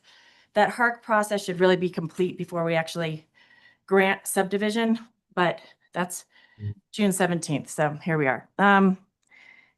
And then I think there was one other thing. We can come back. Okay. Oh, I know what it was. It was about the affordable housing mitigation. And although it's meaningful, I just don't know if it's worth irreversibly setting a precedent for these corner lots, especially in that neighborhood, as we've heard from all the neighbors. I don't know that it's a meaningful contribution for the affordable housing mitigation. Okay. Peter. I'll go. I struggle with this. I understand the simplicity of the complying with the subdivision requirements and things that go with that. I think this would be a different discussion if it were to the interior of the block as opposed to the corner. And I don't suspect that that's at all addressed in the land use code for the subdivision, but it seems to have been a large component of the comments we've heard tonight from the vicinity or public and others. Looking at the streetscape views, I think it is different. It is different from the proportions that came with the larger lots and the increased open space and things that came with that. So that's where I am. Okay, Charles? I would say generally I am in favor of smaller lots, but I do think in this location, the development pattern in that historic area is not the small 25-foot lots. It is the bigger lots. And I think if you're even walking around town, there's a completely different feeling of that neighborhood than, say, walking down Pacific Avenue or something where the house or just kind of row houses. So I have a real concern with setting this precedence that every lot in town needs to be 25 feet, in the future, or that what will happen. I do agree completely with Kathy that if we were to divide the lots, that there's no reason to have any sort of variation on the setbacks. And that's about it. Okay, Sharon? No comment at this time. Okay. Madam Chair, may I make a comment real quick to help? I'm trying to help you steer towards a decision that could be supportable in this meeting, as I believe your decision ultimately will be. But I have heard a couple of things that I'd like for you to consider as to what you can do, what you should do, and what you must do. And here we do have criteria in the land use code. You are the ones that get to look at that criteria, look at the application, and see if the application meets that criteria. However, if it does meet that criteria, which is under section 6408 of the land use code and analyzed in the staff memo, this application should be approved.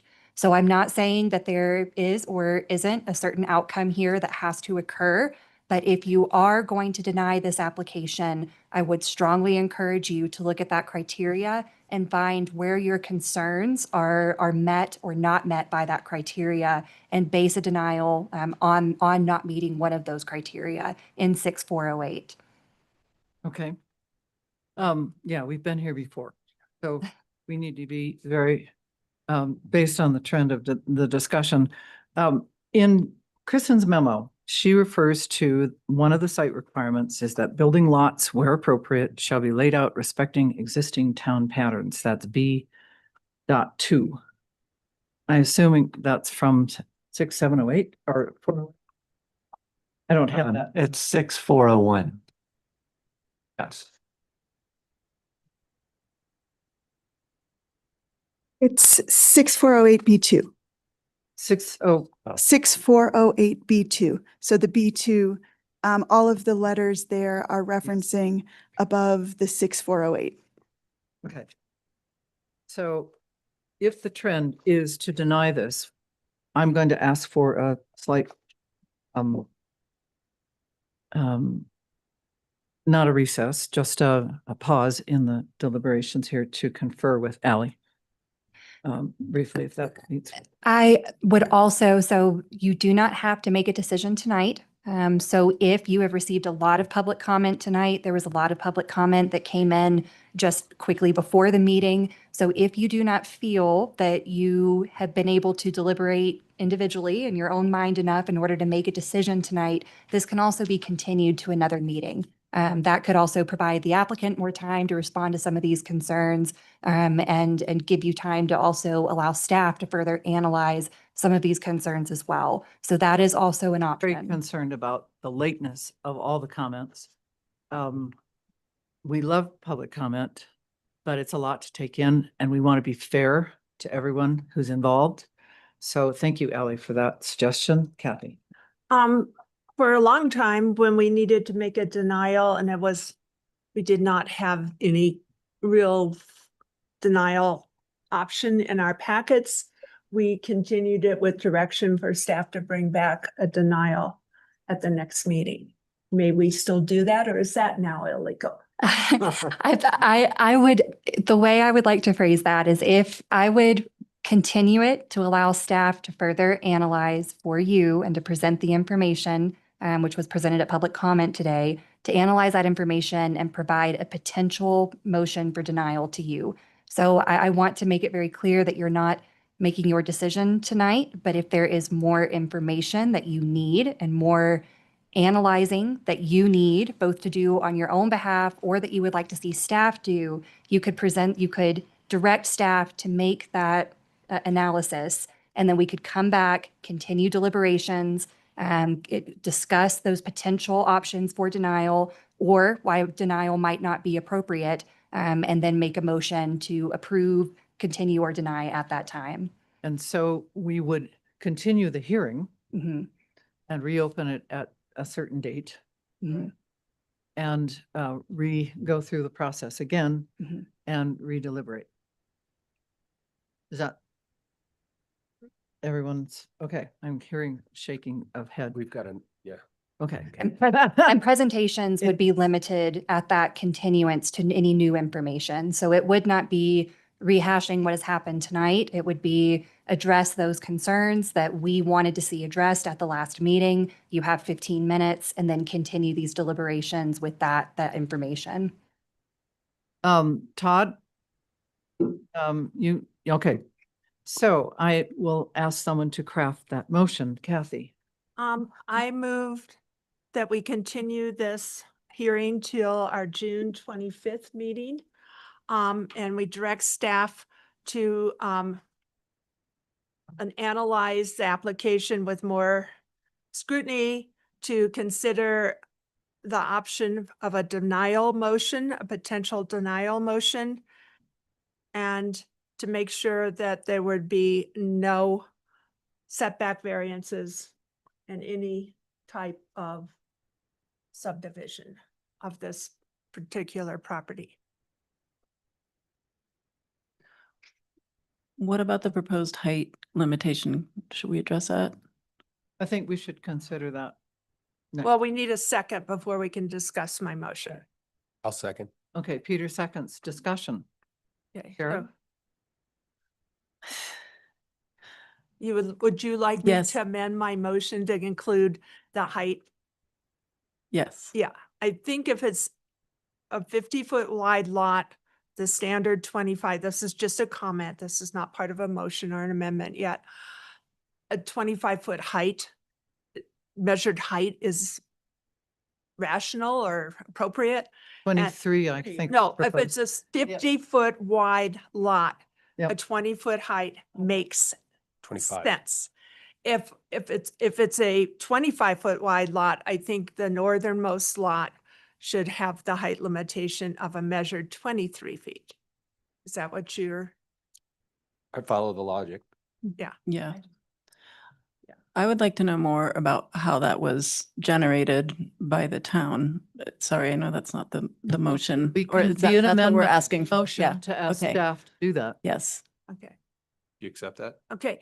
I would like to amend my motion to have if it's a 50-foot wide lot, that it may have the standard measured 25-foot wide height. If there is a northern 25-foot wide lot on Galena, it can only have a measured 23-foot height. So if you can investigate that. Well, wait, And we need a hang on, second. we need an amendment. See, he Accept the- disagreed it. I accept that. We're back to discussion, Alan. Okay.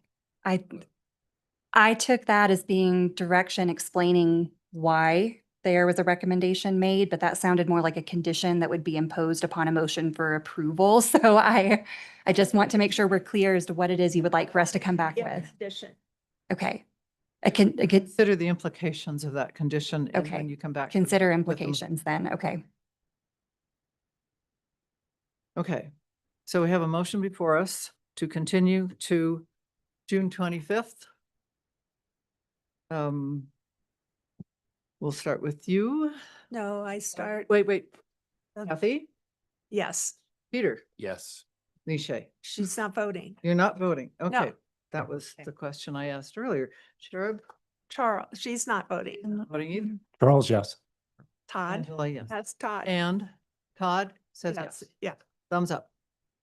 Okay. Not sure right. what that meant, but. I think he's not. Yeah, you Okay, went like good. that. So Like that. have both alternates to vote and we're good to go on to the next item. Thanks, those of you who are here for this item. You're welcome to stay. We have other exciting things.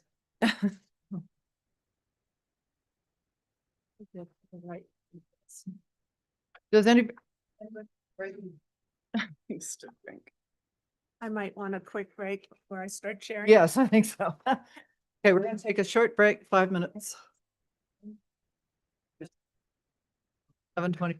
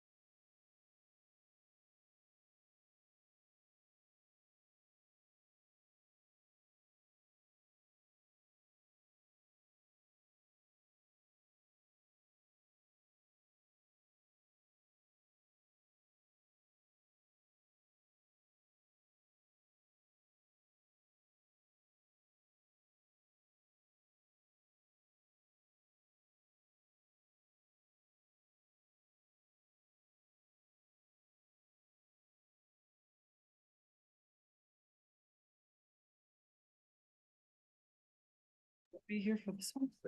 Yeah, I don't, yeah, Yeah. I think she ran to another bath. Okay, we're still waiting for one of our members. We're expecting Sheriff to reappear.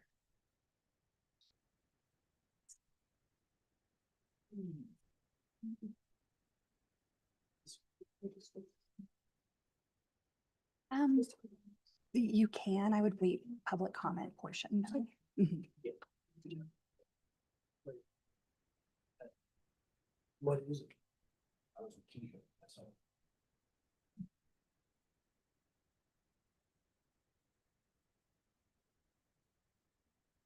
She's on the phone. Okay. I think we can go ahead Okay. and we'll. Our next item is Henge redevelopment project conceptual PUD. Summary is consideration of a conceptual planned unit development, a PUD, application for proposed new construction on town property pursuant to LUC 6-307.f. Legal description is lots 34 and 4B of Bachman Village subdivision, according to the plat, recorded June 22nd, 1979, under reception number 212301, County of San Miguel, State of Colorado. Address 700 West Pacific Avenue, parentheses, Carhenge lot, close parentheses, zone district accommodations 2, owner town of Telluride, applicant design workshop, and the staff member is Kristen Clothier, historic preservation and planning director. At the start of this, I need to say that I am recused from this, as are, Charles is also recused. and Vicinity. Todd is, Brown is also recused. You have your hand up. Did you want to say something, Todd? Yeah, I wanted to say I'm recused for proximity. Thank you. Charles and I are both recused due to proximity as well. So we will leave the meeting and I will hand it over to Kathy Green as vice chair to Okay. handle this item. Okay. Thank you, Kathy. Thank you all. No, I don't think so. No, I brought a real hammer in case I needed it. No, didn't. Excellent. I could have brought a rock hammer. Oh, Yeah. yeah. Okay, we'll try to be serious. Okay, Kristen, we're ready to go. Thank you very much. Would you like to read the public hearing process to kick off this public hearing as well? I have it up on the screen. Oh, okay, good. The chairperson will introduce the project. The staff will give a presentation and answer P&Z's questions. The applicant will give a presentation and answer P&Z's questions, 30 minutes or less. The public is invited to make comments on this specific project, 3 minutes or less per person. Dialogue between the public, the applicants, and the P&Z members is not permitted.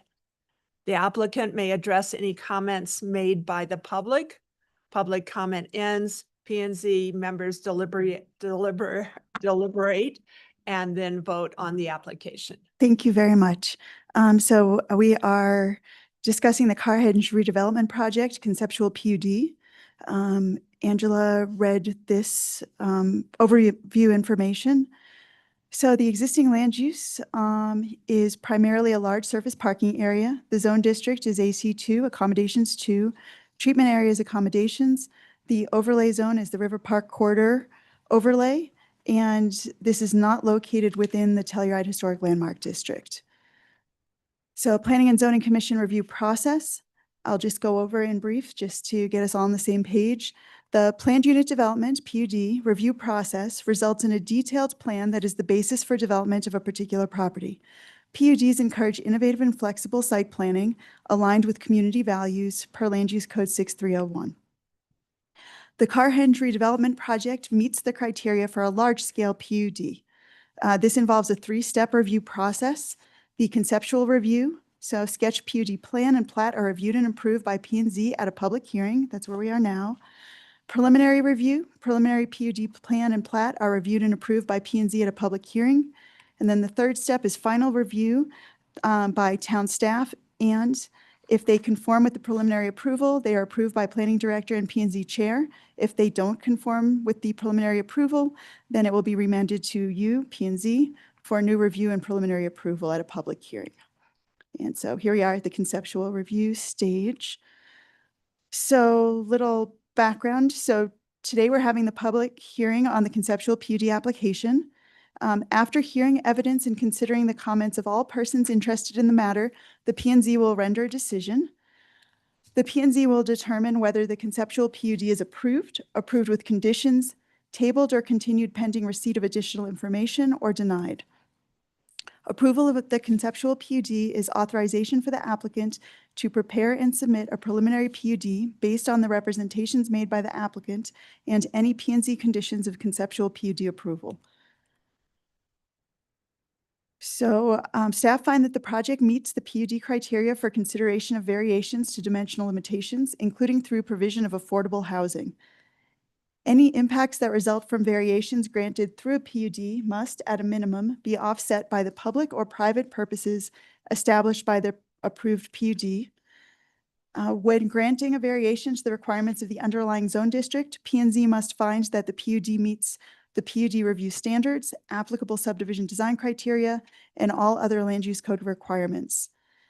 All proposed uses must be found by P&Z to be consistent with the purposes and policies of the Telluride Master Plan and compatible with surrounding structures in terms of use, density, scale, mass, and circulation. Finally, the effects of any differences in use or scale must be found to have been mitigated through careful planning. So for this conceptual PUD, proposed uses, the total area of the PUD, which is lot 34 and 34B, is 179,321 square feet. Proposed land uses are consistent with the AC2 zone district, affordable housing with up to 10% free market proposed, neighborhood serving commercial uses, enclosed parking, and open space parkland. Additional details regarding the proposed commercial uses will be required further along in the review process to confirm that the uses are permitted by right or permitted on review in the AC2 zone district. The latter would require approval. Variations to dimensional limitations. So the applicant is proposing to provide significant public benefits and will be seeking variations to dimensional limitations for maximum site coverage, maximum floor area per structure, and maximum building height. The P&Z may authorize these variations in dimensional limitations when, in your sole discretion, you determine that granting the variation will enable the applicant to accomplish one or more of the following public purposes which would not otherwise be achieved or required by applicable land use regulations. So there are two that apply from a number of criteria. The proposed variations to dimensional limitations proposed will allow the applicant to accomplish the following public purposes. This is Land Use Code 6304C3, provision of land for affordable housing purposes, provision of affordable housing consistent with the Telluride Affordable Housing Guidelines, or contribution of funds for affordable housing, any of which shall be beyond the mitigation requirements, and Land Use Code 6304C4, provision of public parking facilities, public recreation facilities, or community facilities, or provision of land to be used for such public facilities, or the contribution of funds for public parking facilities, public recreation facilities, or community facilities. So here we are. Now I'm going to focus on the proposed variations to dimensional limitations, starting with maximum building height. And I did distribute a detailed packet in advance of this public hearing, which includes more information in terms of staff review. So maximum building height. For principal structures south of the San Miguel River, the AC2 zone district, the maximum building height per the land use code is 40 feet. The highest ridge of any roof, excluding chimneys, is not to exceed 45 feet.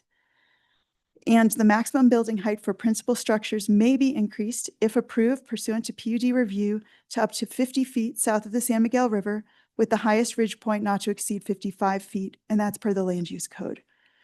Proposed increases to the maximum building height and or highest ridge point for specific buildings or portions of buildings, while limiting the maximum building height of the two buildings closest to the San Miguel River.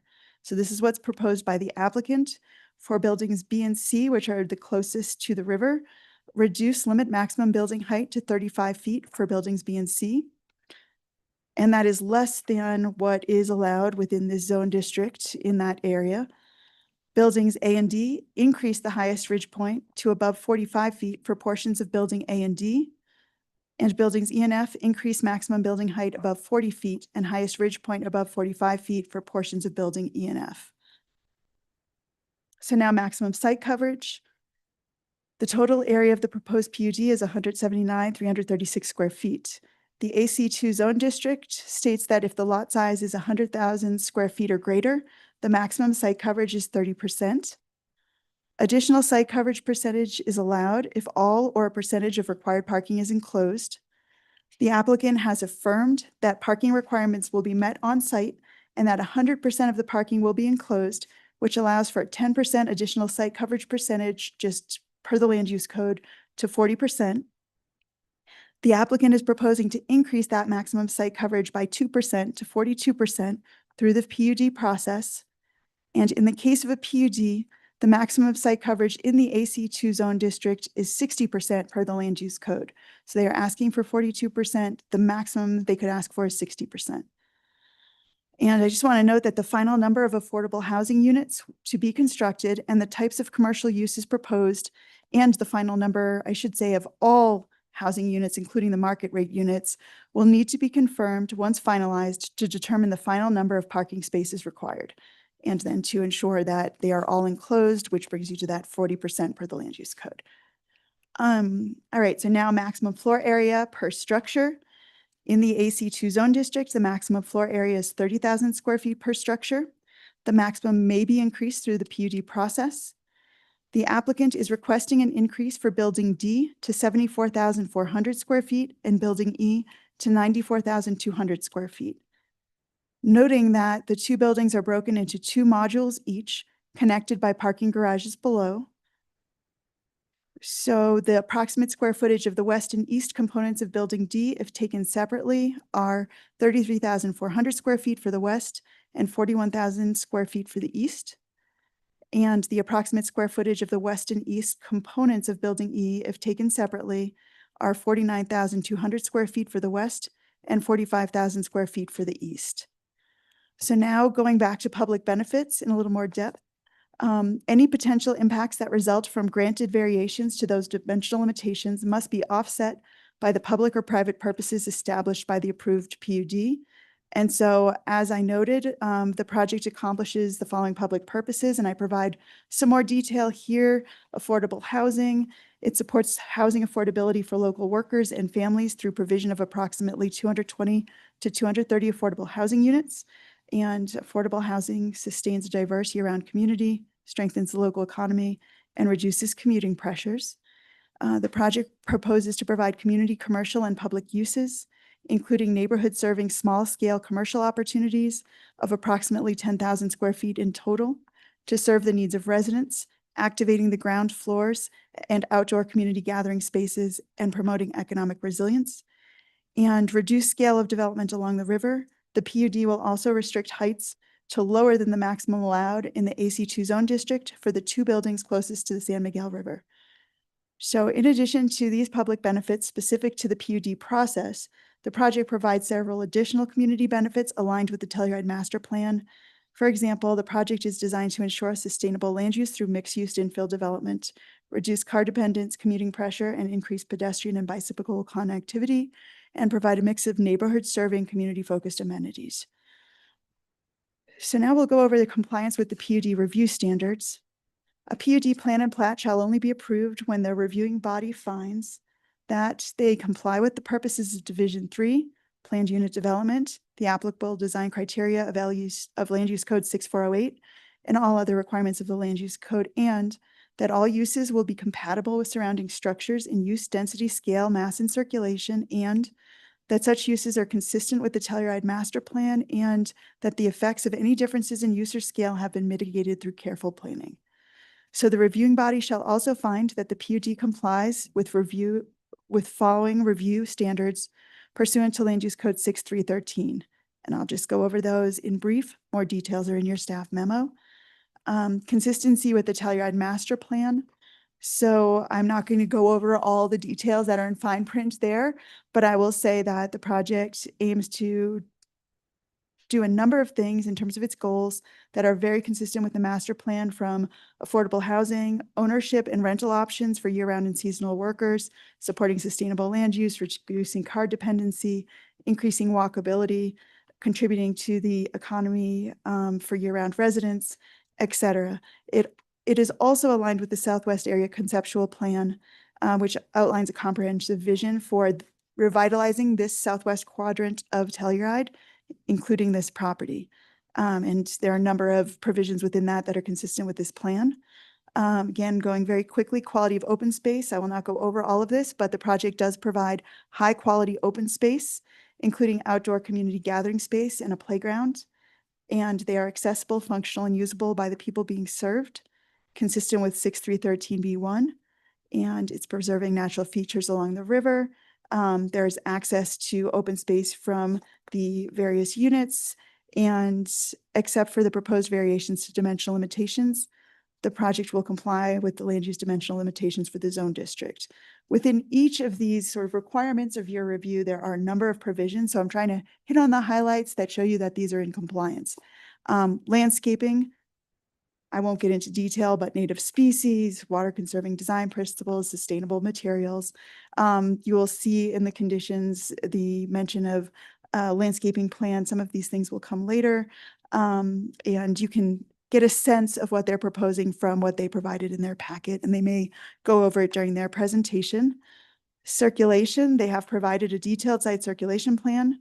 They clearly demonstrate how pedestrian and bicyclist conflicts with vehicles will be minimized. Public transit will serve the property. The new multi-use path along West Pacific and the River Trail are in close proximity to the project site, so there's safe and easy access for pedestrians and bicyclists. The circulation and speeds are minimized through the site, and they're really prioritizing pedestrian and bicycle circulation within the site. Pavement is minimized, and they have addressed the emergency vehicle access provisions that are required. For parking, their parking strategy is aligned with our goals of the town for walkability, reducing car dependence, and neighborhood compatibility and connectivity. The parking layout's very compact and efficient and below the structures, and sort of brings the cars in and then parks them, and then it's a much more pedestrian-friendly space. It's minimizing those visual impacts by putting the parking below, and pedestrian movements are separated. I also mentioned the design guidelines because there are some provisions in the land use code that will be addressed during the HARC review in terms of glare, downlighting, offsite impacts of lighting. Livability. So there's community gathering areas, playgrounds, open space to support livability and to preserve views to the mountains and river. It's designed with open space between buildings, so there's opportunities for sunlight to infiltrate and visual connections with the surroundings. Mixed-use development locates those commercial uses on the ground floor, so separating out the residential uses, and the community commercial spaces are providing a lot of amenities to the neighborhood. So finally, the building E conforms to the natural contours of the land. Building height, again, I shared with you what they are requesting in terms of dimensional variations to limitations, but their buildings are again, addressing key criteria of the land use code that you are reviewing against. They have articulated massing, varied roof lines, steeply sloped roofs, and modulation of building forms to provide variety and visual interest throughout the project. A number of those items are addressed more in the HARC review process, but it is mentioned in the land use code. The building orientation and configuration is designed to be compatible with the architectural character of Telluride. The project's composed of several buildings rather than a single large structure, so this is reducing the perceived mass and scale and reflecting established development patterns. There's orientation to minimize shadow impacts, and buildings, as you look at this proposed plan, buildings located closer to the base of the mountain have less visual impact on surrounding views, and they are, the highest in height, and as you move towards the river, the heights decrease. The project responds to local character and context through appropriate use of materials, color, and vegetation. Again, some of those things in terms of materials get addressed at HARC. There's landscaping, open space to break up perceived massing, and I think I'll stop there. Easy access to that commercial gathering space and playgrounds, etc. In terms of building design and relationship to the surrounding area, the buildings are designed to be complementary to the character of the area. I won't repeat, but just that variation in the heights and the siting. The southernmost building has integrated parking and is set into the hillside to reduce, or into the mountainside to reduce the perceived mass and scale. The project is organized as multiple discrete structures to allow the flow of air, light, and views through the site. Sensitive vista views from the river corridor towards surrounding mountains are retained through building placement and height modulation. And I think, just thinking about the circulation, I think the design is really being thoughtful in terms of addressing all of these criteria. And dividing the project into several structures is really impacting the whole plan for this site. The project is currently being concurrently reviewed by HARC to ensure compliance with the design guidelines. So finally, the conceptual PUD determination is that the P&Z may choose to approve with conditions, table or continue pending receipt of additional information, or deny. Staff recommendation is that based on the findings and analysis in the staff memorandum dated 5/28/26, staff recommends approval of the conceptual PUD with conditions. I provided a proposed motion for approval with conditions for your consideration, and I included a number of conditions, and I'll just highlight a few because they would need further discussion. Per the PUD, P&Z establishes the maximum allowable height for each of the buildings, seeking variations to dimensional limitations as follows. This is what I'm proposing. They are saying they will reduce and limit the maximum building height to 35 feet. You may consider as P&Z the possibility of having a not to exceed a certain height. They are asking for an increase of the highest ridge point above 45 feet. You could think about whether you want to then say not to exceed a specific number of feet, which has to be lower than the allowed maximum for the specified portions of building A and D. And the applicant will cover this, but they very much are focused on very specific parts of those buildings for these height increases. And you saw that in your packet. I know the applicant will cover that, so I'm not getting into it visually here. For buildings E and F, similarly, you may want to include a not to exceed for the maximum building height and a not to exceed for the highest ridge point. Also, the applicant is requesting an increase in the maximum site coverage 2%. And the only thing I would suggest is that that it be encouraged not to expand the development envelope or the density for the area nearest to the San Miguel River. So that increase of the 2%, if it could not be in the direction of the river, that is how the applicant has designed the site. And I think that's very appropriate. And per the PUD, the increase the maximum floor area per structure, this is just affirming what they are asking for, but then also suggesting that for each of those 2 modules per building, you have a not to exceed, and I'm putting out there 50,000 square feet so that they do have that breaking of the massing. They have the larger ask, but then within that, reducing those modules to the 50,000 square feet, which is what is allowed for hotels, lodging, etc. Not allowed for affordable housing. The maximum is 30,000, but in the accommodations 2 zone district, 50,000 is the max for lodging, etc. So that's consistent with that division of mass. And also just submitting of a conceptual landscaping plan, including a landscaping maintenance plan as part of the preliminary PUD, which is your next step. And that's all I have for now. I'm happy to answer any questions, although I know the applicant will share a lot more about the project with you, and I'm happy to answer questions after they present as well. Okay, I have a few questions, but Lachey, do you have any questions at this time? I do. You want to go first? Sure. Okay. Great. I think my first question is asking if there was a flood plan analysis that was that required? That has not, in this step of the process, that has not taken place. So we are early in the conceptual PUD phase for review of this project, but certainly that will be reviewed as part of the process moving forward. Okay. Okay. I guess I'm wondering if that doesn't pass, what would happen? It just feels like if it's in the floodplain zone financially, who would maintain that for the next 50 years? It would be, so let me clarify, it would be the design of the project that could need revision based on floodplain criteria in the land use code. That again would come a bit later in the process of evolution of the project.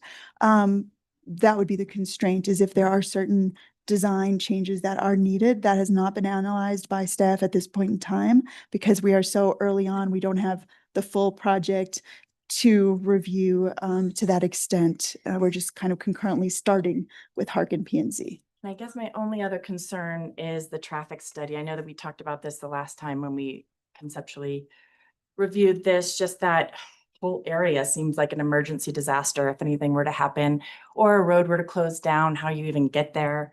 That seems like something that needs to be, I think 7 years ago was the last traffic plan study. I don't know if that's. What I'm going to do is I'm going to defer that question to the applicant, who I know will be able to speak to that question. Cover that. Those are my two. Okay, Peter, questions? I don't know if it's appropriate. I have recently read some of the public comments, and there's various questions. I'm sure they will be brought up later. Like to scratch some off, but I don't know if this is the right time.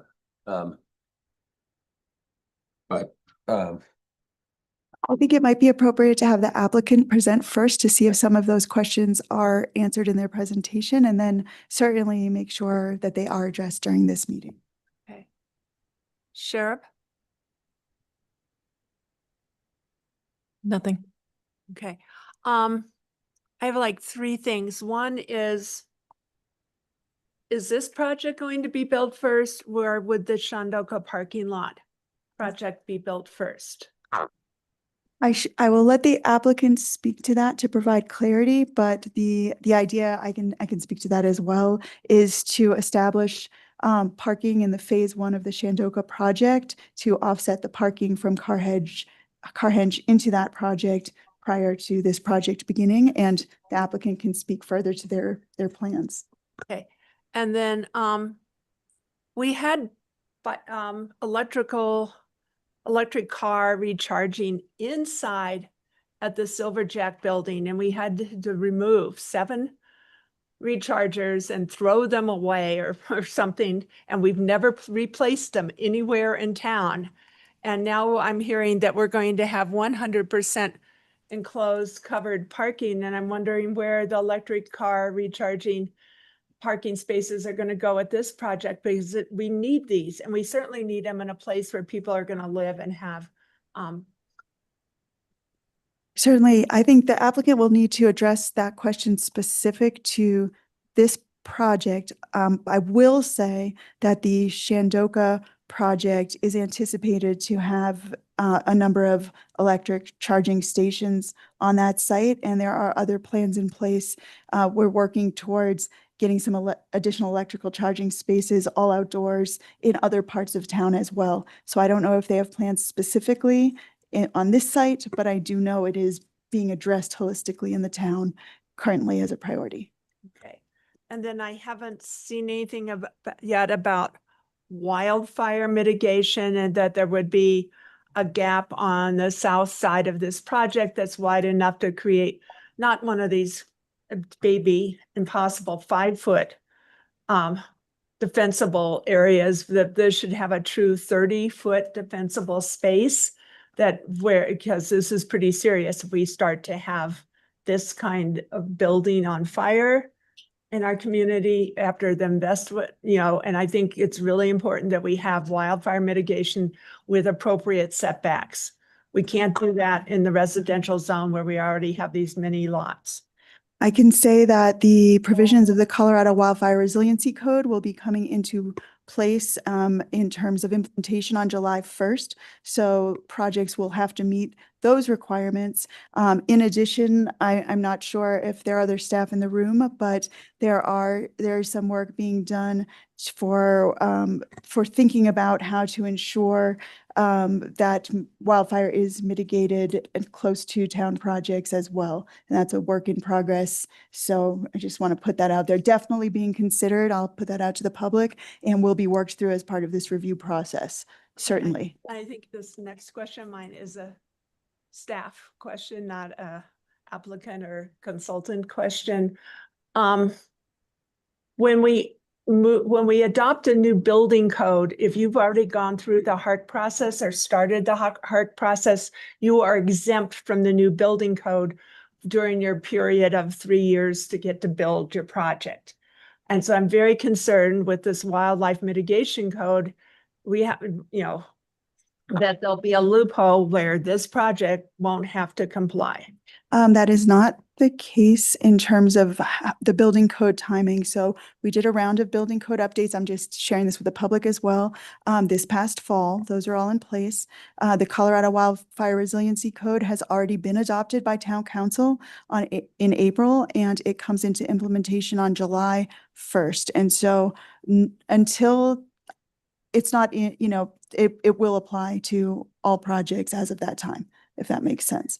Okay, I just want to make sure there's no loophole because this particular developer has been known to use loopholes.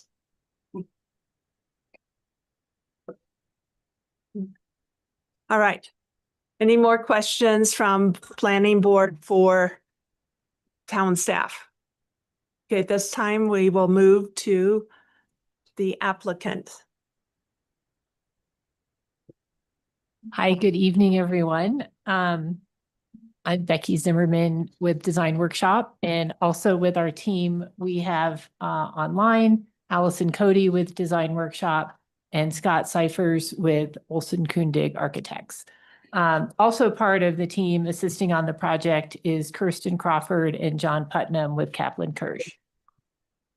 We really appreciated the work session that we had with you back in March. It was really helpful, informative. We really appreciated the input and feedback. And so we are here today as the first step in the PUD process, specifically the conceptual PUD. I probably don't have to tell you this, but this project is such an amazing opportunity, for the Telluride community today and in the future. I have the pleasure of working in and with a lot of mountain towns, and they wish they had this same opportunity to increase affordable housing that is walkable to town, that's walkable to employment and year-round recreation. This project delivers on the commitment to advance town goals and create a great place that includes housing, park space, and neighborhood serving commercial. This project will really enhance the sense of community that it is so wonderful part of Telluride. Not to repeat much of what Kristen said, but specifically this public benefit is 220 to 230 housing units, community, commercial, and public uses, and the reduced scale of development along the river. And in order to bring all these opportunities to the community, we are asking for the 3 variations in the PUD based on the current zoning code in the AC2 zone district. And was, previously stated and in your packet, the maximum measure that the requests are the maximum measured building height above 40 feet for portions of the project, and then specifically lowering heights nearest the river corridor. Secondly, a very slight increase in site coverage, and slight meaning approximately 2%, from 40 to 42%, well below the maximum site coverage allowed in the AC2 zone district. An increase in the building size for buildings E and F. And note that that the buildings are connected by the parking levels that are underneath the buildings. And, the emergent building forms above the parking level are really smaller in scale. But technically, these smaller buildings still have to be measured and reported as one big building because of this connection through the parking. But it's a little misleading for what one will actually see. So these projects really have a strong alignment with the existing plans and are supportive of town goals. This plan advances the goals of the Telluride Master Plan and the Southwest Area Community Plan. You know, the project supports the master plan goals and objectives such as promoting a sense of community, providing affordable housing, reducing car dependency, increasing walkability, being consistent with the visual character, and creating sustainable land uses, including quality open space and landscaping driven by water conserving design. And the Southwest Area Conceptual Plan, developed much more specific recommendations for this site specifically and for the public uses on this public land. And they just spell it out, right? Approximately 220 to 300 housing units, approximately 15,000 to 20,000 square feet of neighborhood serving commercial, approximately 30,000 square feet of community serving accommodations facilities, new playgrounds and pocket parks. And so this concept accomplishes that recommendation in that adopted plan. I was going to go back to the other one, I think. Sorry. No, sorry. Sorry. Oh, no, that's right. We got that one. So this, the review criteria was extensively and comprehensively outlined in the staff report. Just to touch on a couple of things that we'll go into more detail here in a minute is, circulation is an important aspect of the plan, and the orientation of the buildings create space for community gathering. The introduction of ground floor commercial supports vibrancy in this neighborhood feel. The project is broken into several buildings and steps from the river to the hillside. Parking will be designed to comply with the town land use code parking requirements. A traffic study will be provided with the preliminary PUD application as required. Additionally, more details will be included in future applications as is required by each step of the PUD process. Okay. All right, thanks, Becky. I'll jump in here, share a little bit about the site and the project, and I'm really excited to share some updates with you today. So the project is located at the existing Carhenge parking lot, as many of you know. It's currently 2 town-owned parcels that will be combined in a subdivision application later this summer.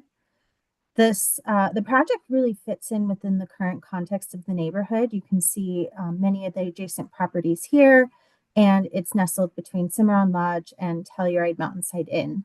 And you can see some of the images here of the existing gravel parking area and pedestrian crossing on the site. And so great opportunities to really utilize this site and create a sense of neighborhood and community.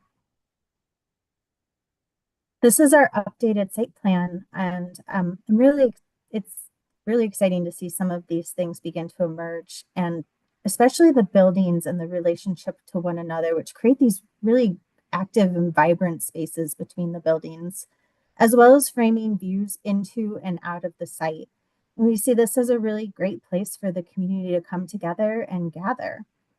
Also important to the design is to reduce those building heights along the river in buildings B and C that you see along the San Miguel River. We know it's a really special part of the Telluride community. And we step the buildings across the site with D getting a little bit higher, and then E and F really being built into the hillside there, which is consistent with the town land use code. Pedestrian circulation is critical element of the design, and actually was a key driver of how the forms came about. The buildings are designed to reduce that perceived mass and scale, so it really creates a comfortable pedestrian experience. And as Kristen mentioned, the critical to the site was separating vehicular traffic to the road that you see here and allowing for the plaza and green space to be pedestrian only and really reinforce that sense of community, especially as you look out over to the ski resort area. When you first enter the site across the bridge, the view is focused through this community space to the ski area, and the movement pattern is coming across the bridge and going across to access the ski area from town, as well as east-west connections through the site that allow neighbors and residents to access the area as well. Throughout the site are pocket gathering spaces with this large central gathering plaza. Also important to design is to step the buildings across the site, and we want to make sure that the wetlands and river corridors will really be enhanced through native and riparian planting, promoting that connection to nature and that feel that you have when you're in Telluride of just being connected to the mountains. So this looks a little bit more at the site plan and circulation. So as mentioned, we have these key pedestrian corridors. That pink line shows how you would access from the new sidewalk along Pacific Avenue, across the bridge to the resort and to the different buildings. And then those east-west connections for people who live here and kind of overall neighborhood circulation. You can see once again that yellow line, the separation of vehicles, so that as soon as vehicles enter the site, they're effectively and efficiently routing away from the pedestrian space to access the underground parking areas. And this really enhances that pedestrian zone and sense of connectivity.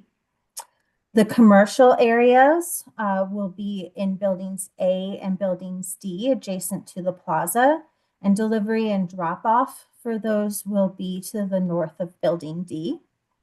And we have fire access that is addressed on site, and past discussions have actually talked about maybe looking at moving the sidewalk to the other side, and our team is exploring in more detail the feasibility of that so we can really think about how pedestrians arrive to the site and move through it efficiently and safely.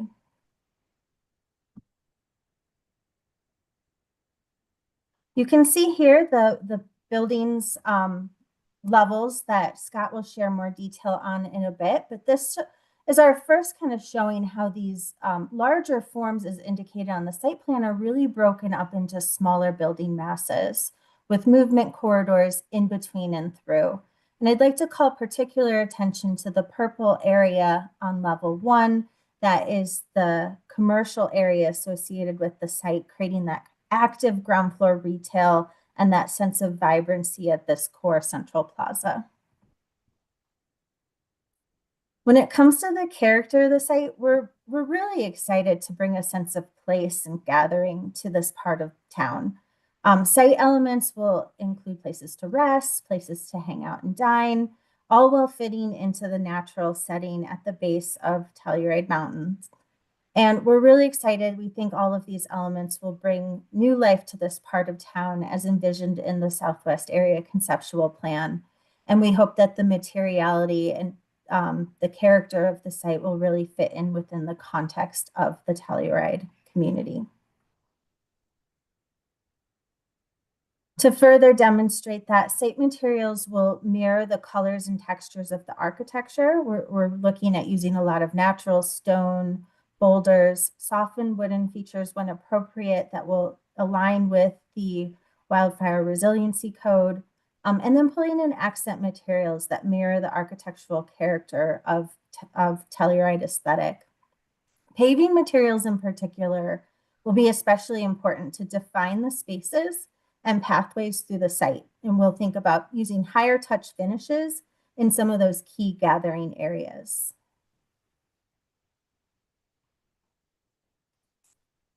The landscape planting will reflect the wetland and riparian palette along the river and river corridor, utilizing waterwise and native species in the plaza spaces and hillsides. So really thinking about a landscape that blends into the natural context and thinks critically about how it uses water as an important community resource.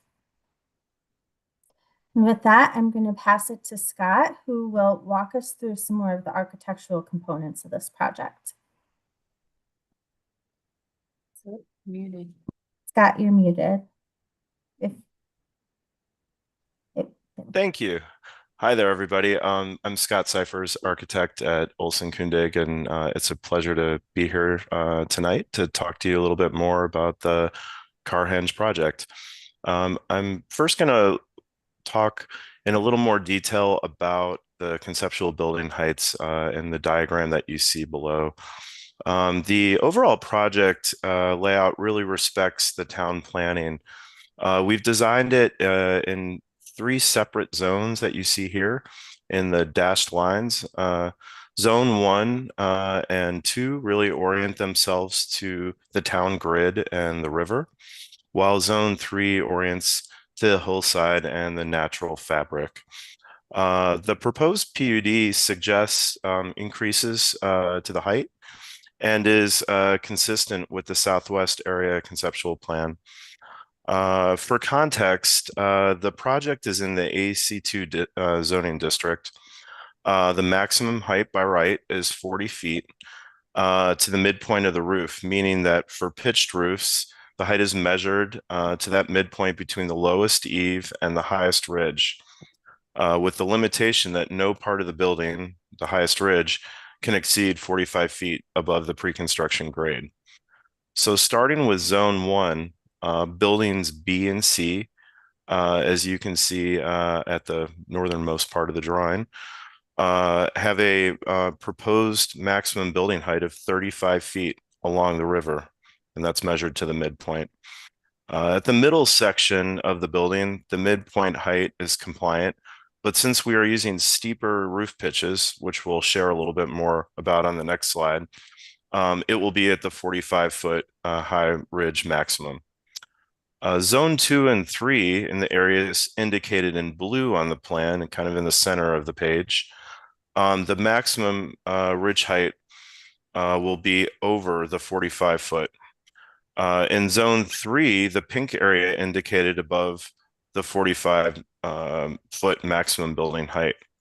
But I do want to know that for buildings A, B, C, and D, we are compliant with the maximum building height of 40 feet. At buildings E and F, the roof has a midpoint of greater than 40 feet for about 10.6% of the total site area.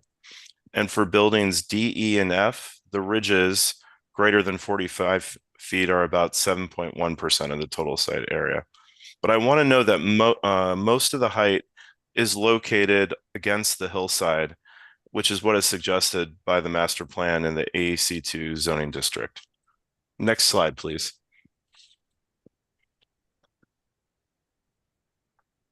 So we're looking at a section here through the entire site.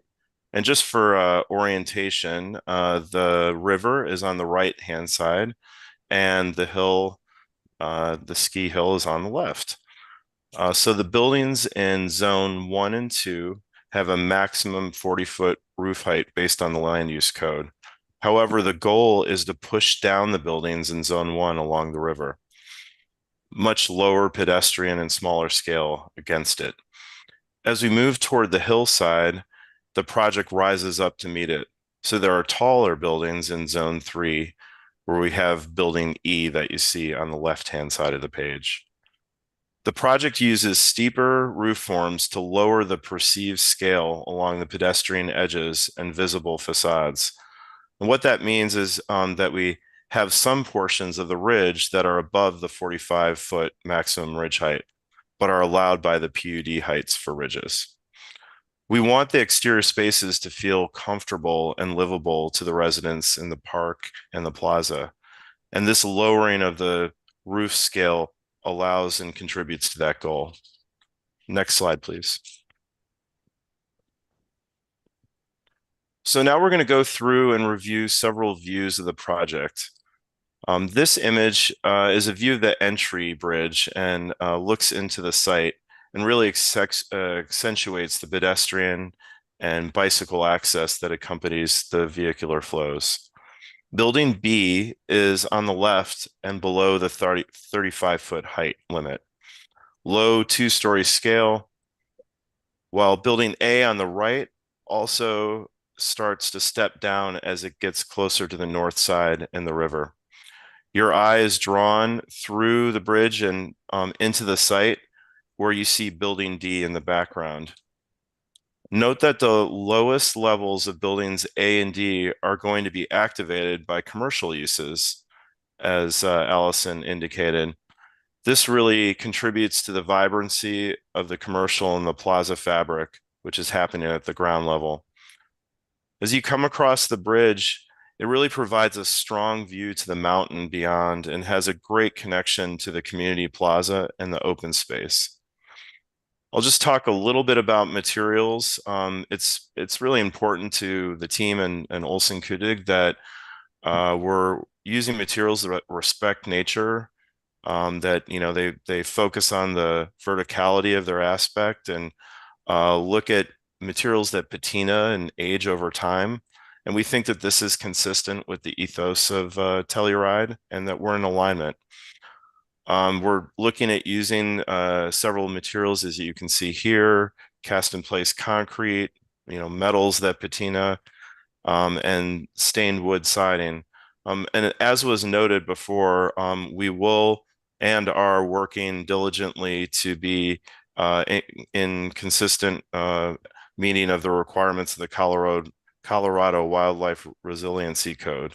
And we really look forward to working further to go through all of those immediate details.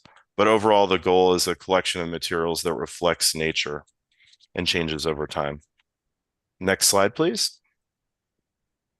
This image is further in the project. It is a view looking into the plaza where you have building D on the left in the hillside slope. Sorry, building D on the left, and then E on the right with the hillside slope.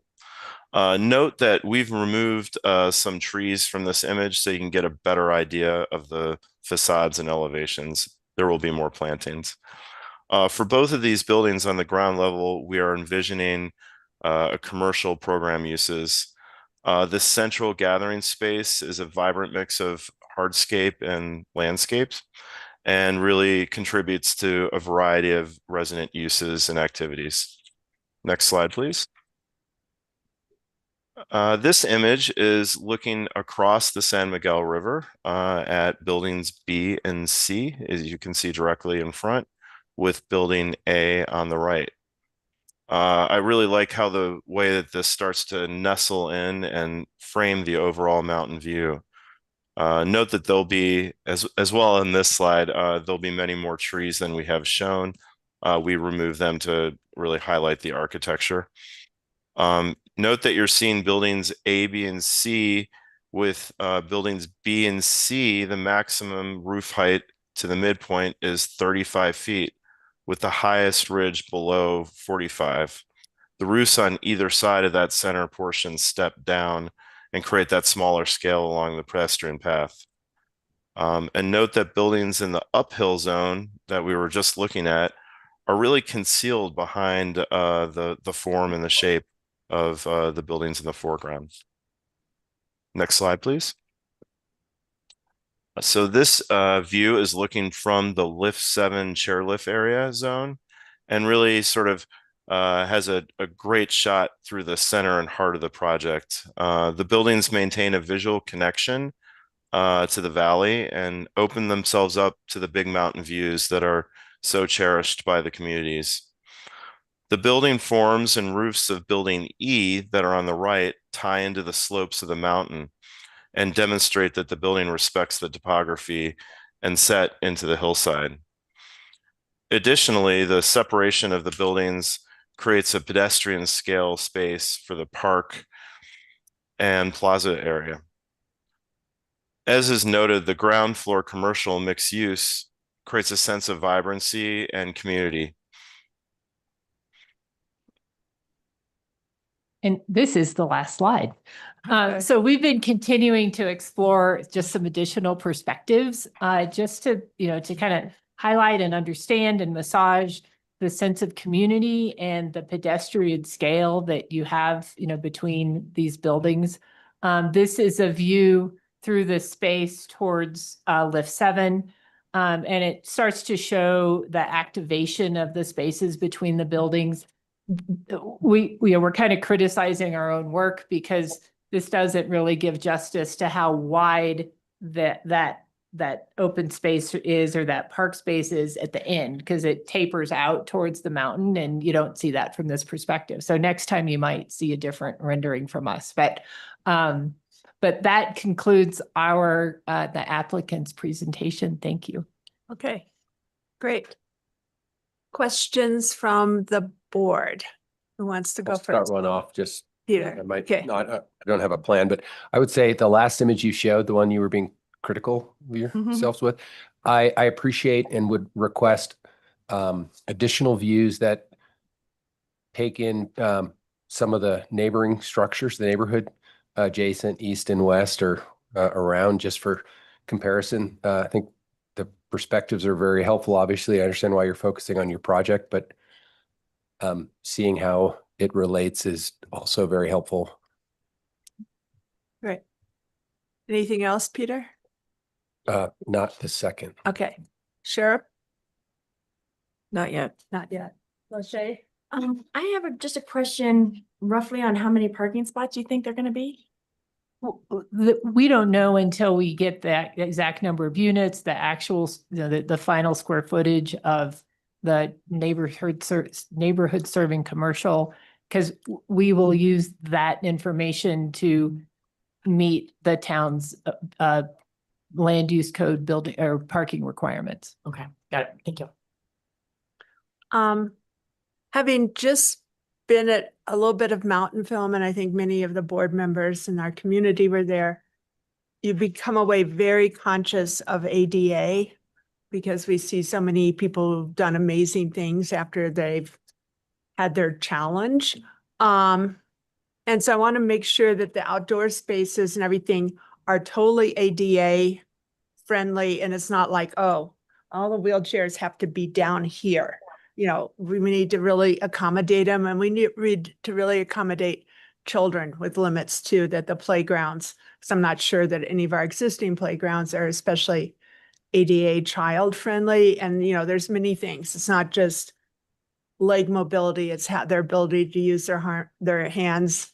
It's, you know, their vision, their hearing, everything. So I'm very conscious of that at the moment, as I'm sure many of us in the room are.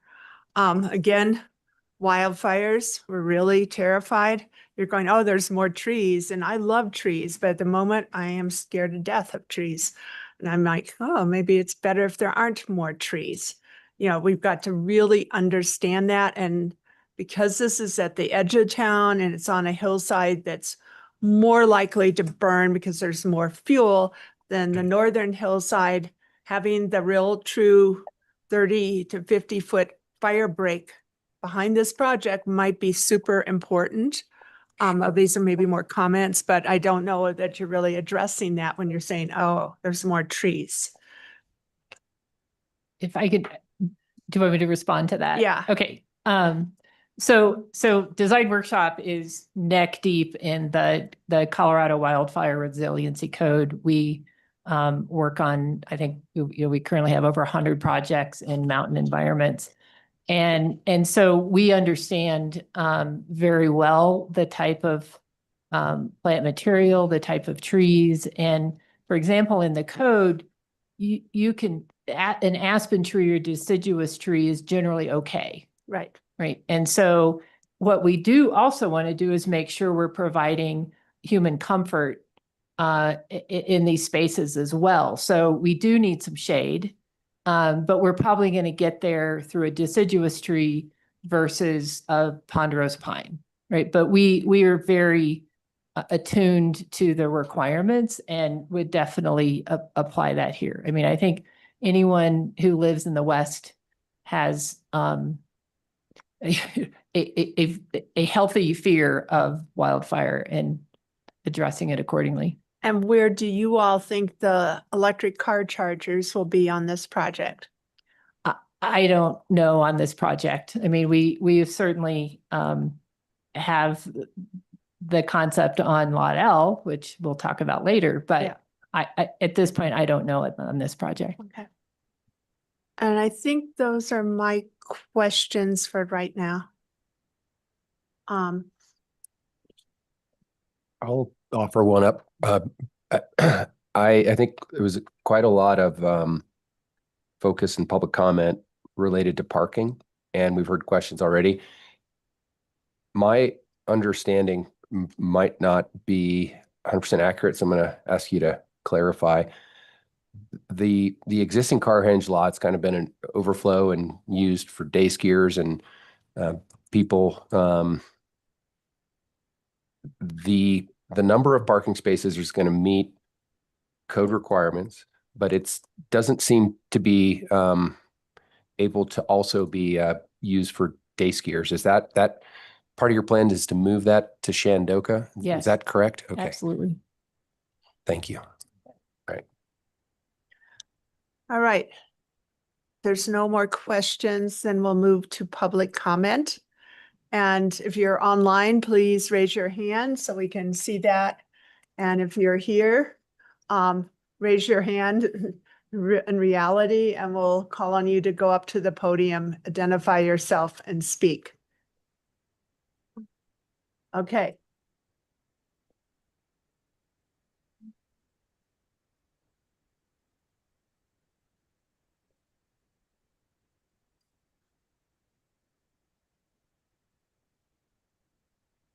Madeline Yeah. Whiteman. Pull it down a little bit or pull it closer, Madeline, please. Okay, now try it. Madeline Whiteman. Are you getting that? Yes. Okay. Okay. I would ask for the committee not to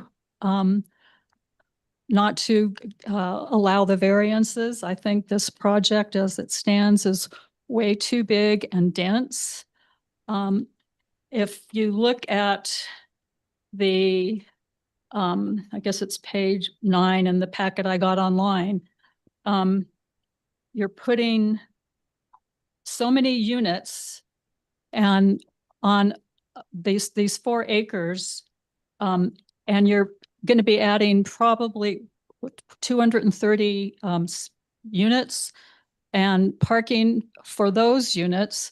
I don't know where the parking is for the commercial units, if there's going to be additional commercial units, where that parking is going to be, if that's in this plan at all. You talk about, the applicant has talked about open space. There's very little green space in this plan. If you compare what's there to the buildings and the walkways, everything is going to be in shadows. This is the sunny, or it's not the sunny side of the town. And so in the winter, everything is going to be frozen. And I don't know if you're going to have heated walkways, but imagine that this area is going to create homes for at least 500 people. So are 500 people going to really have space to enjoy, or are they going to be looking at another house, another window? It just seems like it's way too much. If you add the units, it's Cimarron, Double Diamond, and the 2 Eddas, that's 111 units. And you're doing that plus, you're increasing on this lot more than 100% plus. The Cimarron lot is almost 2 acres. You've got 4 acres there. It just seems like that everything is mushed together. There doesn't seem to be space between the units. And I would be really, I would be happy to find where in the town do we have this much density for housing, any kind of housing. I don't think we do. So this is really not in line with what Telluride in the community is. And I really don't think, if you talk to the community, the public, that this is what they want. They're going to not have views. It's going to change everything so much. And I understand there's a need for housing, but do we really need this much right here all smushed together? The other thing somebody mentioned about floodplain. I know that if this isn't a floodplain, I know from Cimarron Lodge and getting our flood certificate that town of Telluride was not compliant to be able to get FEMA certification. So I don't know what has to be done to have that changed.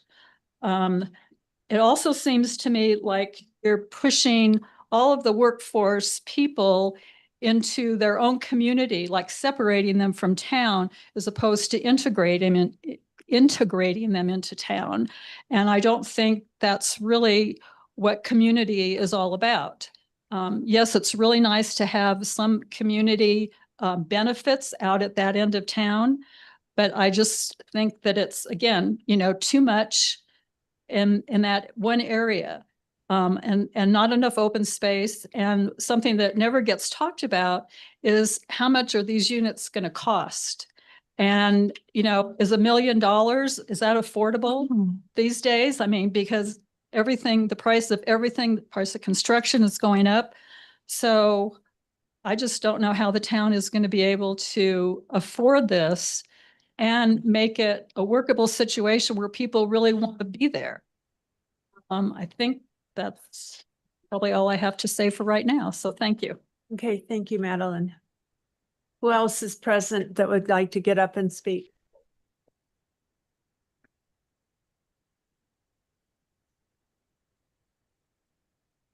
Hello all. My name is Priscilla Morales. Thank you for this. First of all, I just saw this and honestly, I feel like it's an interesting project, yes, but I would like to see how this and Chandoka comes together and not like isolated projects, but as one. And something that I do want to ask and yeah, double check here. It's about the constructive system, because I hear talking about FEMA and I hear about talking about the fire. So I'm wondering what type of technologies are we using and if we still gonna keep building with wood. Or if not, what other materials are we using? Because I think wood is a big, for example, in Altadena, right now, I'm working in a project there and they still build them with wood.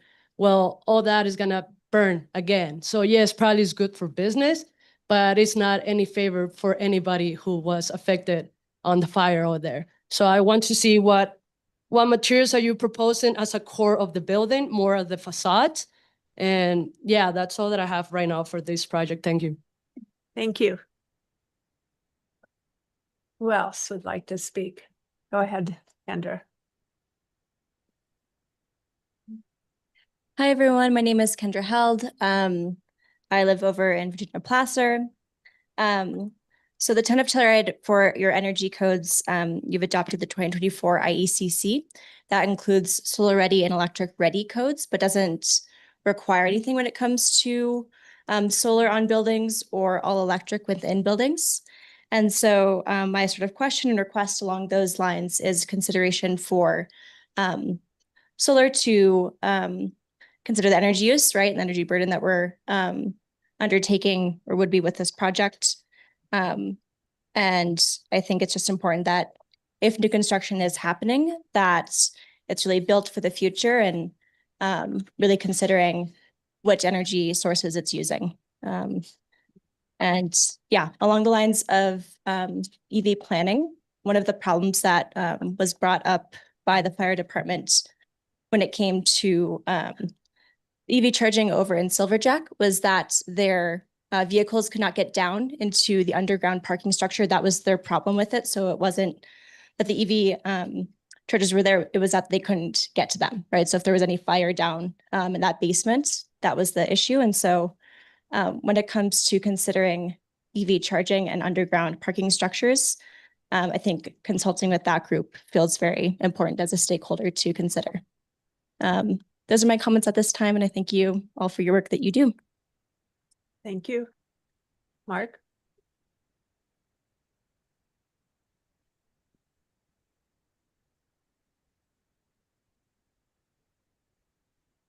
Good evening, Mark Shambaugh. I am not going to give any opinion in regard to this project. I just wanted to read from the record. If you didn't read the results from last week's HARC meeting, or you haven't been provided that information, there were 10 requests for changes, and the overriding one was reduce the height of the buildings 1 to 1.5 stories, which could mainly be greatly be accomplished by putting the parking 100% underground versus it's about half underground right now. So just wanted to make sure that you've seen that record and but good luck with your decision.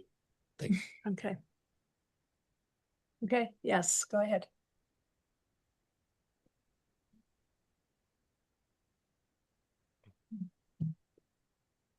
Hello, I'm Susan Carr and live in Double Diamond and have been there for 20 years. We moved to Telluride after traveling to almost every ski resort in the West, almost every ski resort in the East, 4 resorts overseas.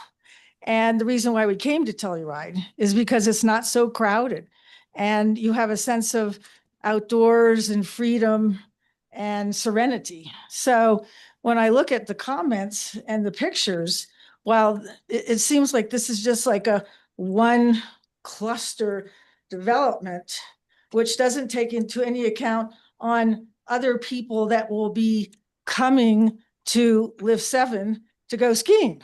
So we're going to talk about in a bit, Shandoka, 700 parking spots or 500 or whatever. All the skiers are going to come up there. They're going to go to the spot where Lift 7 is now. It's wide open right now, lots of room right now. Is this concept taking into consideration all those skiers, day skiers, that are going to move from Shandoka over to Lift 7? It just seems like it's just a one, project. Okay, it looks cute, very cute, but how does that fit into the community? I think like Peter said, we'd like to see how it works with the buildings around there. I just think that it's just going to be way overwhelming for that dense living right there. And I also agree that I've heard some of these affordable housings are going for $1 million. Have we gotten an estimate on this building and how much those affordable housing units are actually going to cost? Who makes that kind of money in Telluride to be able to afford anything? Certainly, I would even think over 500,000. Has there been a study done by how many people have the right income to buy 230,000 or 230 units? Has anybody done that? I just think that should be done. I've also heard that we have too many affordable housing units that are empty. What's happening with that? If we don't sell all those units, who has the debt? Right now, we pay a lot of taxes. And I can see our taxes going up to help pay off the debt on when people can't afford these homes and they're going to sit vacant. So anyway, I just want to have people think of something outside the box, not just this cute little cluster, cute pictures, very nice, but I just don't know that that is the right place in a tiny little area there. We can't see the whole concept and what's going to happen around it. Thank you very much for your time. Any more comments? Oh, there's a bunch online. Okay. All right. We'll just start at one end. So that means Ryan goes first. Hi, can you hear me? Yes, we can. Okay, yeah, I agree with everybody else's comments. I feel like this project, the designer's goal is to see how much they can fit rather than thinking what's the best use of this land. I think it's how many units can we get on here? And I can understand, there's a need for units, but there needs to be a consideration of people that are actually going to live in these units. I think somebody said this, the lot size here is roughly twice the size of Cimarron, but it's 5 times the size density. I don't see anywhere there's trash anywhere on the site. So you got 5 times the amount of people living in this project, but there's no trash anywhere. I don't see anywhere where bikes are going to go. There's at least going to be 300 to 400 bikes for the people living here. There's nowhere for that to go. Yeah, I'm definitely concerned with the number of vehicles coming in and out, and then the crosswalk seems like a blind turn between building A and building B. I could see there being an accident there. I know there was finally mention of somebody saying, oh, maybe we can move it to the other side. Building E is over 50 feet or 5 stories tall. I'd like to have, I think somebody at the HARC meeting mentioned, can we get a view of what that building would look like in the center of Main Street so people could realize how massive it's going to be? It's also affordable housing was mentioned earlier. 30,000 square feet is the maximum building size. Building E is 90,000, so 3 times the size. Building D is 2.5 times. So we're looking at massive increases over what's allowable. And technically, because it's allowable within a PUD, they're saying that it's permitted. But one of the council members said during the last subject was on dividing the single lot into two. I thought it was a great quote. Although it technically might meet code, if it doesn't vibe with the community soul, it's a failure. And this project, the way it's currently designed, will be a failure on density. It'll be a failure on traffic. The people that will be living there won't be able to afford it because this is a $250 million project easily. I'm not sure how a town this size can afford that type of project. So if they, I mean, I think this is a great opportunity. They just have to reduce the size and think about the people that are going to live there rather than thinking how many things can we put on this site. Thanks. Thank you. Okay, now it's Greg. Hi. Thanks for letting me speak. My name's Greg Hooksema, and I appreciate the work that you all do. I was on the Planning Commission in my little quaint historic town up here in Washington State. So I just kind of thought about the things, if I was sitting in your chair, what would I want to know and think about? And so these are some thoughts that I hope that you will seek answers to and scrutinize closely before, and I would encourage you not to make a decision tonight. But first, if you look at the site plan, you can see that there's a directed pathway from this project right into the Mountainside Inn parking lot.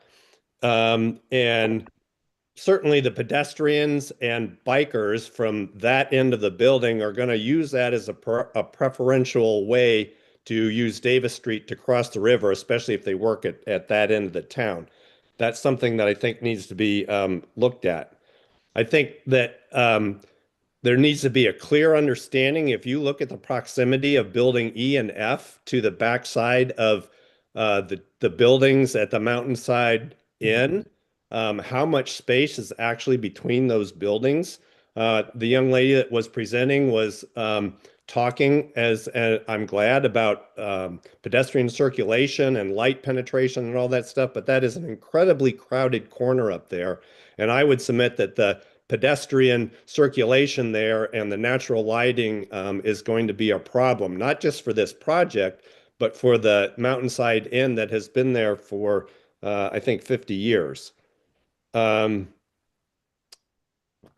of the key tenets is that this project should be, and not a direct quote, but compatible with the size, scale, and mass and character of the neighborhood.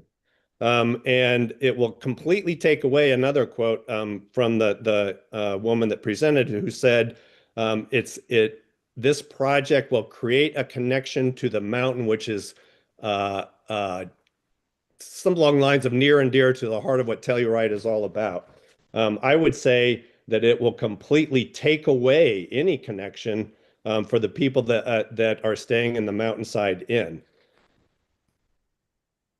I also would like to just say that it strikes me that the applicant is trying to distract you all with the decreased heights down near the river and emphasizing how important that is to them. But they spent no time talking about the mass and scale and the crowding up on buildings E and F in particular. And so that whole area, as it pinches into, I think it's the east end of the property line there, it virtually is straddling the property lines. You're limited to 3 minutes, and I believe you're coming up on that. Okay. So can you just conclude in like one sentence, please? Yeah, sure can.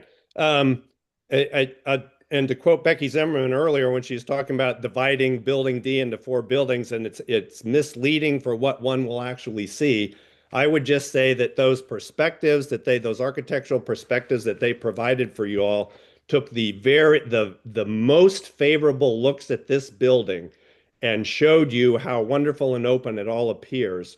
And so I would encourage you to take the advice of one of your commissioners there who said, we need more perspectives on this. And I would really think that you'll get the best look if you are looking from the nearby properties at this project, looking from the middle of the Mountainside Inn parking lot. But Okay. best yet is getting a three-dimensional model. You of need the to whole stop. You need to stop. Okay. Okay. Thank you. Thank you. All right, Diane, and I'm going to remind each person now, you have 3 minutes, no more. Okay, Diane. Hello, this is Diane Wolfson. I represent the Chair 7 Community Coalition, which is a nonprofit organization that represents about 200 people who live, rent, and own in the blocks surrounding the proposed Carhenge site. So I'm hoping that perhaps if I go over just a few minutes, you'll indulge me because I do represent a lot of people, but I'm trying to make this short. This morning, I submitted 4 letters for the commissioner's consideration. I hope you have them in your file, and they address 4 things: the Bachman Village plat, the flood zone and groundwater issue, traffic and parking. So I'll start with the first one. And that is that the application is incompatible with the Bachman Village plat. And that being the case, it is legally futile to continue the application. So I'll explain. The Bachman Village plat has 2 lots, 34 and 34B.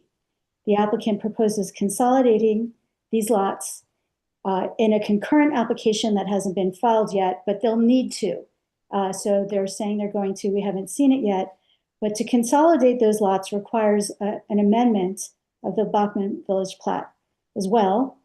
The Bachman Village plat notes restrict the maximum multifamily units on these 2 lots to a total of 141 multifamily units, but the application proposes more than that, 220 to 230 multifamily units. So that also requires a plat amendment. And to do these 2 plat amendments requires unanimous consent from all the owners in Bachman Village. And there are members of this coalition who are not going to consent to that amendment. So at the end of the day, that means they can't do the development and the application is futile. I've raised this with the town in a letter April 7th to town staff, and I haven't received a response. So no one's addressing it and no one's responding to this line of inquiry. So that's one. The second thing is the project has serious flood and groundwater potential problems that make it potentially unbuildable. So the commission member who raised that earlier was right that this is a little backwards, because if you don't figure that out now, you might go down the road and find out you can't even build. And a lot of that has to do with the multi-level, below-level parking, which is not allowed under federal regulations, which are adopted by the town's land use code. And no analysis for an exception to those regulations has been provided, and I think it should be. Also, both lots are in shallow groundwater zone 1, which is a water table less than 5 feet from the surface. So that means that even if it's approved and exceptions are made, you're looking at long-term operations that require, plus construction that require dewatering, additional energy demand, discharge permitting under state water quality rules, and ongoing maintenance obligations that the application doesn't acknowledge. So we're requesting a proper floodplain and groundwater analysis with all of the required elevation certifications and engineering reports. Third, the traffic studies don't support the findings that the code requires for a PUD. There was a 2020 traffic study and a 2025 update. The 2020 study modeled 250 units on Carhenge, but no commercial. And then the update refreshed the background counts, but didn't remodel this proposed development. And it also didn't model special event or peak school hour conditions. Both studies showed that the Davis and Colorado intersection already operates at a level of service F, which is 2 grades below the CDOT minimum.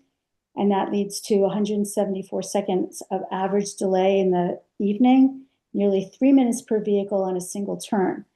There are also other intersections that are already experiencing Ms. Wolfson, we Yes. are at close to 4.5 minutes now. In the past, we have allowed those that are representing multiple parties to go beyond. However, there needs to be someone here that will cede their time to you, which you represent. So if one of your clients is on the call and they would like to cede their time to you, we can give you some additional time, but we will need someone to actively do that. Okay, I don't know if anyone can. Can I just have 1 more minute? Can one of us? Can anyone else raise their hand and volunteer? Okay, you have, does she represent you? You're part of the Chair 7 coalition? Okay. It needs to be one of her clients. Good, but he can. Yes. No, speak to us. So you can see. Bill Carr sees. Okay. Okay. Okay, Ms. Wolfson, Yes. do you represent Bill Carr? Is he part of the Chair 7 committee coalition?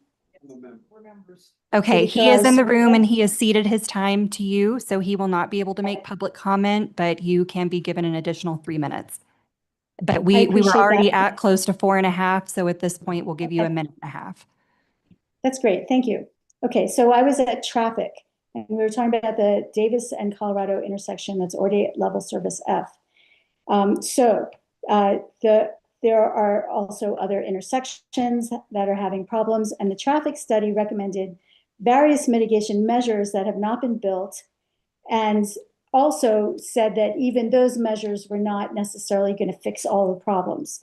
So we're requesting an updated project-specific traffic study with current counts and models that include the commercial, special event, and school conditions. And then lastly, parking is inadequate. It's possible that more than the 225 to 230 spaces are needed. There's no provision for guest parking or maintenance vehicles. Also, the 1 space per unit is just insufficient when you have units that are 2 to 4 bedrooms, and also the commercial spaces. Parking should be based on the per bedroom calculation and realistic expectations of commercial use, which the commission can require under its PUD powers. If there's not enough actual parking, then the parking shortage spills out into the neighborhood, and that violates circulation under LUC 6313. Also, the applicant can't push the parking shortage of this Diane, I'm development. sorry, you've used your Okay, time. that's fine. Okay. Thank All right. you. Next up, thank you very much, Diane. Next up is Michael Saffler. Howdy, can you hear me? Yes. Oh, good, thank you. I find this whole process and this project to be outrageous. Not only are there floodplain problems, which are going to multiply as anything starts to get developed, but there's also traffic problems, which are also going to multiply as soon as anything gets developed. I take offense to cutting off the amount of input that you're allowing. We listen to the supposed applicant. It's the town that's the applicant. It's not the architect. It's not this firm that we hired. It's us. And I think that's a little crazy to even think of them as the applicant and not to think of us as the applicant. But nonetheless, we should have a lot more time to have input into this project. This is huge. there's no demand for it. In fact, the overpriced housing that we've built recently is not even occupied, and we're talking about building housing for not 500 people, as Madeline said, but probably closer to 700 or maybe even 1,000 people. This is something that is way too soon in the planning process, and it's on the wrong location.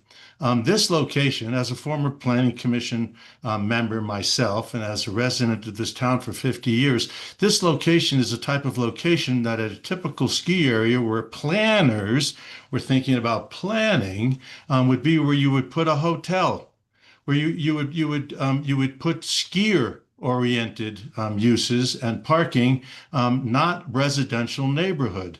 I don't know how we came up with this. I don't know why we're doing this now. I don't understand how the traffic works at all.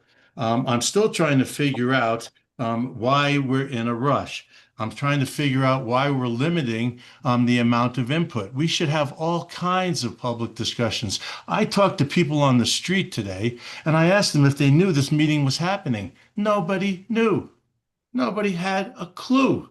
Not only did they not know what the project was or the scale and the mass of it, but they didn't even know it was happening.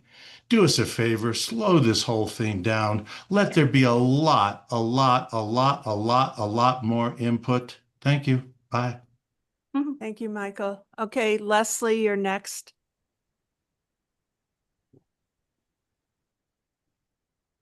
Hi, can you hear me? Yes. Thank you. So my name is Leslie Blickenstaff. I'm a resident in Etta Place 2. So I'm speaking on behalf of myself, and I'm also a board member of the Chair 7 Community Coalition. So I'm also speaking on behalf of our 200 members. We ask that you consider where the PUD application departs sharply from the AC2 zone district that's allowed by right in terms of mass, site coverage, and height. And I'll start with mass. The land use code caps individual structures at 30,000 square feet. Building D is proposed at 74,400 square feet, which is 2.5 times that. Building E is 94,200 square feet, which is over 3 times that. By right, this development would normally be 6 or 7 small buildings. And they propose to consolidate these 6 or 7 small buildings into these 2 enormous structures that look above grade as one continuous wall. And that is not the scale that AC2 contemplates, and it's not the scale that defines Telluride or this area of town. The second area that I'd like to address is site coverage. The baseline for this lot is 32% site coverage, or approximately 150,000 to 175,000 square feet. The application proposes approximately 213,400 square feet, or 42% site coverage. This adds roughly 18,000 square feet of building footprint, creating density that again is similar to the commercial core and not consistent with the community area. Finally, we've talked a lot about height of these buildings. In zone 3 of the development along the south edge, the measured height exceeds the 40-foot baseline on more than 10% of the site and reaches 55 feet, which is 10 feet higher than the allowed and the absolute ceiling of the PUD. We'll have lowered the building heights near the river. These buildings in zone 3 are way beyond what's allowable, and we would ask that you consider that. Our group does support affordable housing. That's not the question that we're challenging. We're questioning the density and the massive scale of this project. It's the question is whether 213,000 square feet on 4 acres, 20% to 44% more than they could have by right, is justified by affordable housing, especially considering all of the other issues the town is facing with credibly funding these buildings and the vacancies in the affordable housings that we're experiencing right now, along with the traffic and the parking and all of the other issues. We respectfully ask the commission to use the discretion that you have to consider the mass and scale of this project. Thank you. Okay, thank you. All right, Sandy. Hi, Commission. Sandy Gorley here. I'm a resident of Mountain House East. That's up Tomboy Drive, right between the other two town ongoing housing projects. Little bit of experience from that process. I would like to share with the public and the Commission. Really, the consultant here is presenting only what Town Council has asked them to present. This is a Town Council proposition. And ultimately, if you want to change the density of this project, you have to speak to Town Council, and you all know how to do that. So I would offer that. I think you can talk in these meetings, and the commissioners will do a wonderful job of trying to incorporate your feedback. But at the end of the day, they don't get to choose or change the size of this project. It's an all or nothing offer from the town and its consultants in terms of what can go forward. So that's just an observation on the process. The second point, I'd like to ask the commission, please, to consider all aspects of the Southwest Area Conceptual Master Plan when it's making the decision on this PUD. And specifically, I'm referring to Track Y in the Lift 7 base area. That is proposed at some point in the future to include lodging and commercial, basically a hotel. So either this PUD is either going to preclude vehicular access to Lot Y, or the commitments made today for this PUD are going to have to be significantly changed or violated in the future if and when Telluride Ski and Golf or its successor wants to build on that lot. I'd like the commission to please consider how this PUD affects the rights of adjacent landowners and the commitments made herein. Thank you very much. I appreciate your time and your service. Thank you, Sandy. Okay, Karen? Hi, can you hear me? Yes. Hi, yes, I'm Karen Lawrence. I am a homeowner in Edit Place 2 also. And I also am on the board of the Chair 7 Community Coalition. So I am here to speak for our coalition as well as myself. I guess the main thing we've learned from our community through our surveys and discussions with community members is, there's deep concerns about the building heights, the traffic, and the affordability of the planned housing. And we would strongly urge you to deny the variances that have been requested in this PUD. We feel while we support affordable housing in the proposed PUD, it more than doubles the current amount of affordable housing in Telluride.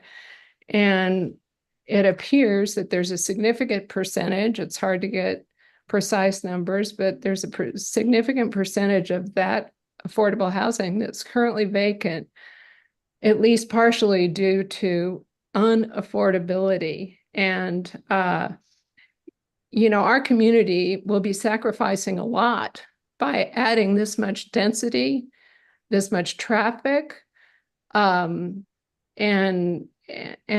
changing the character of our neighborhood for this affordable housing. And I think all feel we need some reassurances that it's really going to be used for affordable housing that's actually affordable to, the workforce in Telluride. Okay, thank you. Joshua?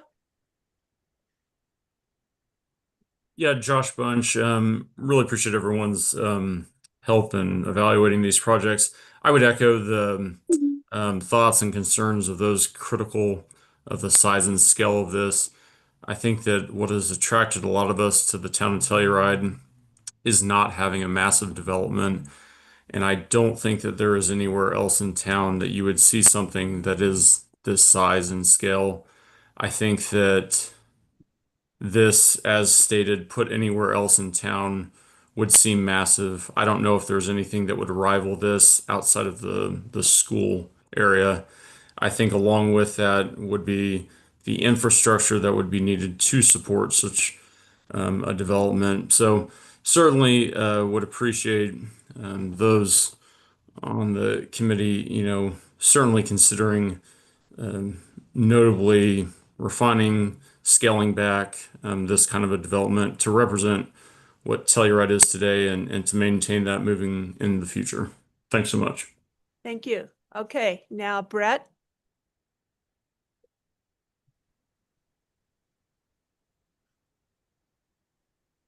Hey there, Brett Porterfield. I'm an owner over at Mountainside Inn.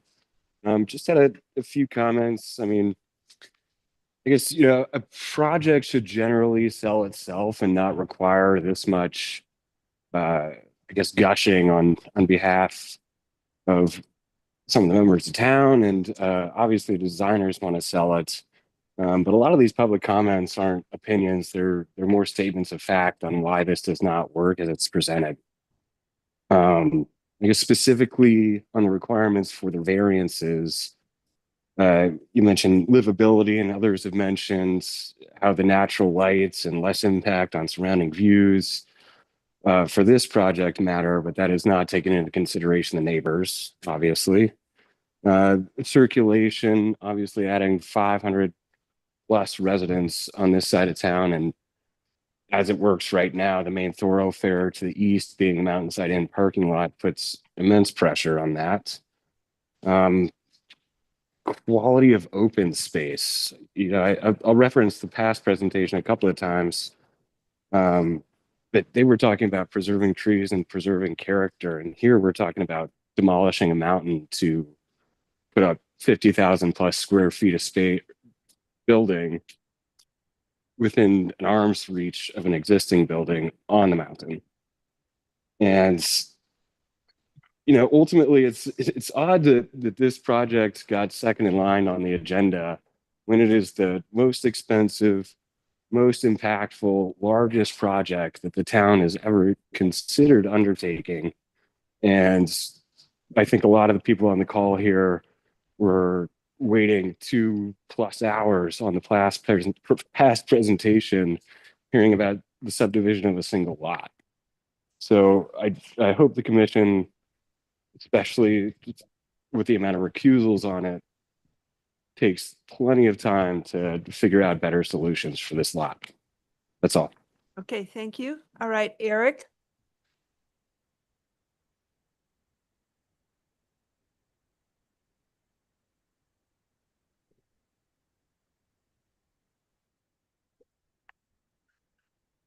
Hello, can you hear me? Yes, we can. I'm sorry for that. You could cut off 30 seconds.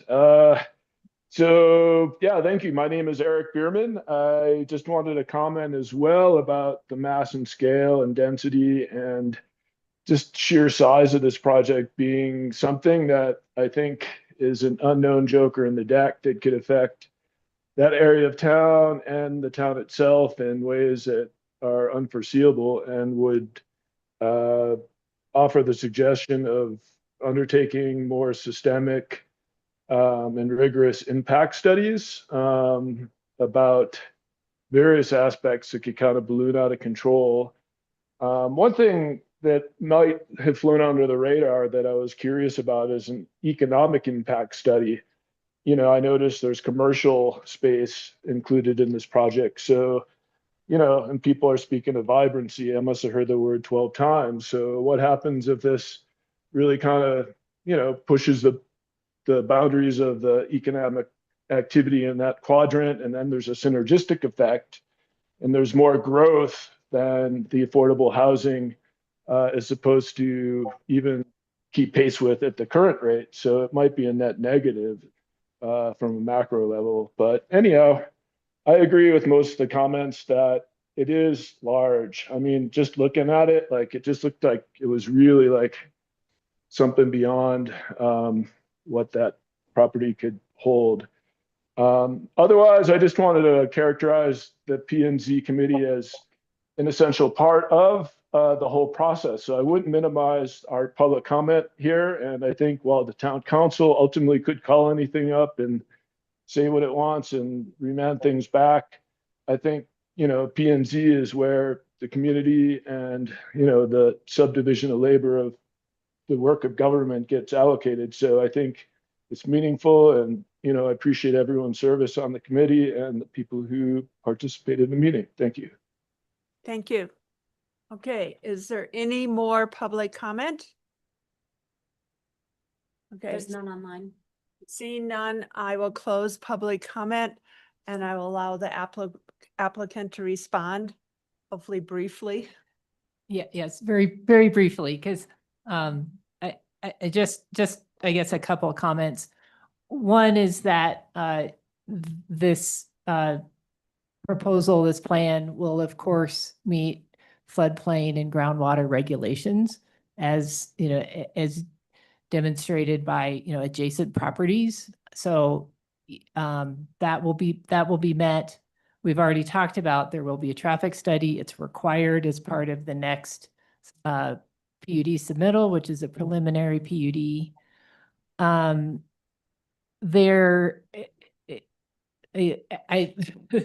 probably shouldn't say this, but you all know that there were a lot of misstatements about code and both and the proposed plan. So I know that you all rely on the facts and both the staff report and our presentation. So we appreciate that.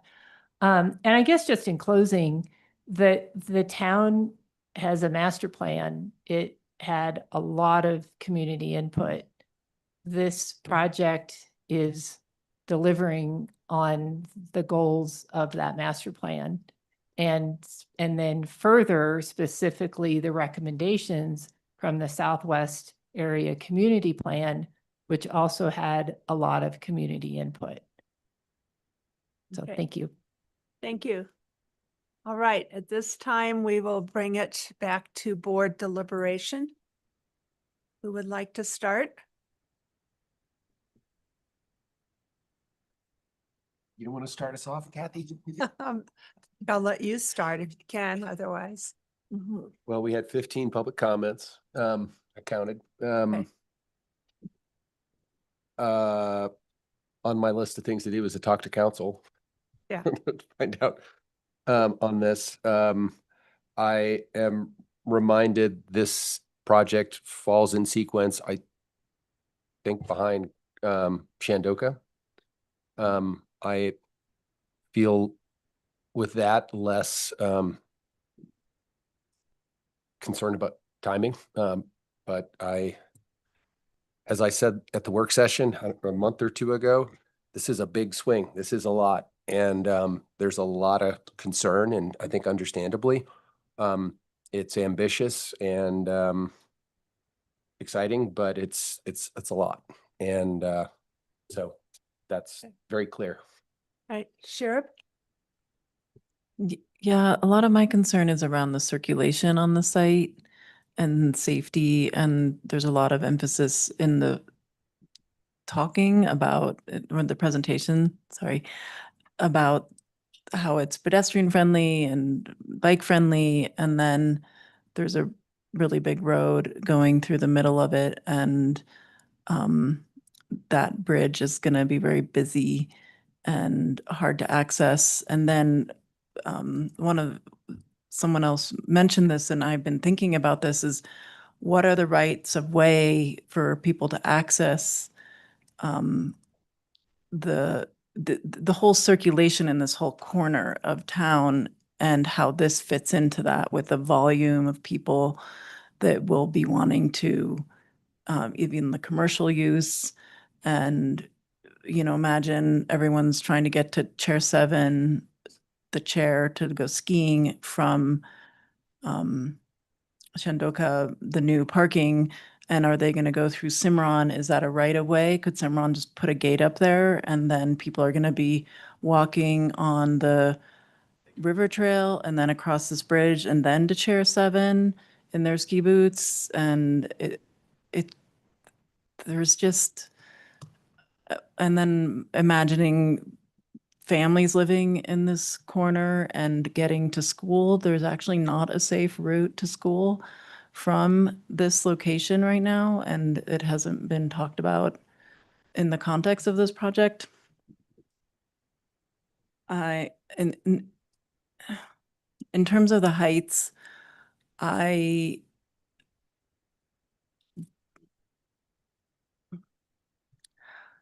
just don't think the trade-off is worth it for what we're getting. And when I see the project, what's against the hillside, I can see that being quite tall and not being intrusive because we have precedent for that around town. But then as you step away and towards the river, those units, even if they aren't, they're lower. What is this? Building C and B, and I think A as well. They still look tall to me. And I know that this is like the idea is that this is a trade-off, but I think they still look really big, especially like Peter mentioned and other people in the context of the other built structures around there. And maybe those buildings could be taller, but they're not. And the chances of redeveloping all of that is unlikely. Oh, and just to go back to the circulation, is a right of way. I see that there's a little path coming from here going through Mountainside Inn. Is that a right of way? Can people actually go through there and go right through the middle of Mountainside Inn if they want to use that bridge from the main circulation of town off of, kind of, what is that? This road that comes across here that goes to Mountainside Inn. Stand by. Oh, snow storage. All of these roofs are shedding into public spaces. People are walking there, and I know that there's probably a plan for addressing that. But if we have a really big snow year, snow is shedding off of those roofs, and is it a hazard? Is it dangerous? Okay, let's Shay. Okay, let's see. So I have a couple things. First, again, I think the code tells us what's permitted, right? And the community tells us what's needed. So I feel like we're hearing a lot of that. I also feel like, to the point that the presenter just mentioned, I feel like we're trying to put a lot of that development planning that we have in the master plan all in this one project. It feels very dense. It feels very out of scale with the area. My biggest concerns really are coming. It's funny because we're talking about how walkable and pedestrian friendly, but we're trying to fit all these cars in there. So I would definitely suggest to like pare it down, maybe less units and less cars, but mostly in the building B and C, being in that zone 1, it feels like that is I did the rough math and it looks like there's probably about, I don't know, 15 to 16 parking spots there, possibly, if you're using 150 square feet. Anyways, it just seemed like the wrong place to put parking underground, right there on the river that is on a confluence and could flood. And who bears that financial burden when that happens? I'm assuming these are rented, not being for sale, because it is such a dense community, but I don't know that. But that's going to be a huge infrastructure to maintain. The traffic is obviously, I think, a big concern, and we've all talked about that. The circulation, walkability. And I just think the infrastructure right there at that intersection is already failing. Somebody brought it up that they got a grade F. I think that that's a serious concern before adding 500 more, cars coming and going every day. And again, I know it's all coming with the traffic flows, but that's going to be a big concern. It already is hard to get around, and to add that many people with that many cars coming and going in that small one-way section, unless they're going to expand it and do something different.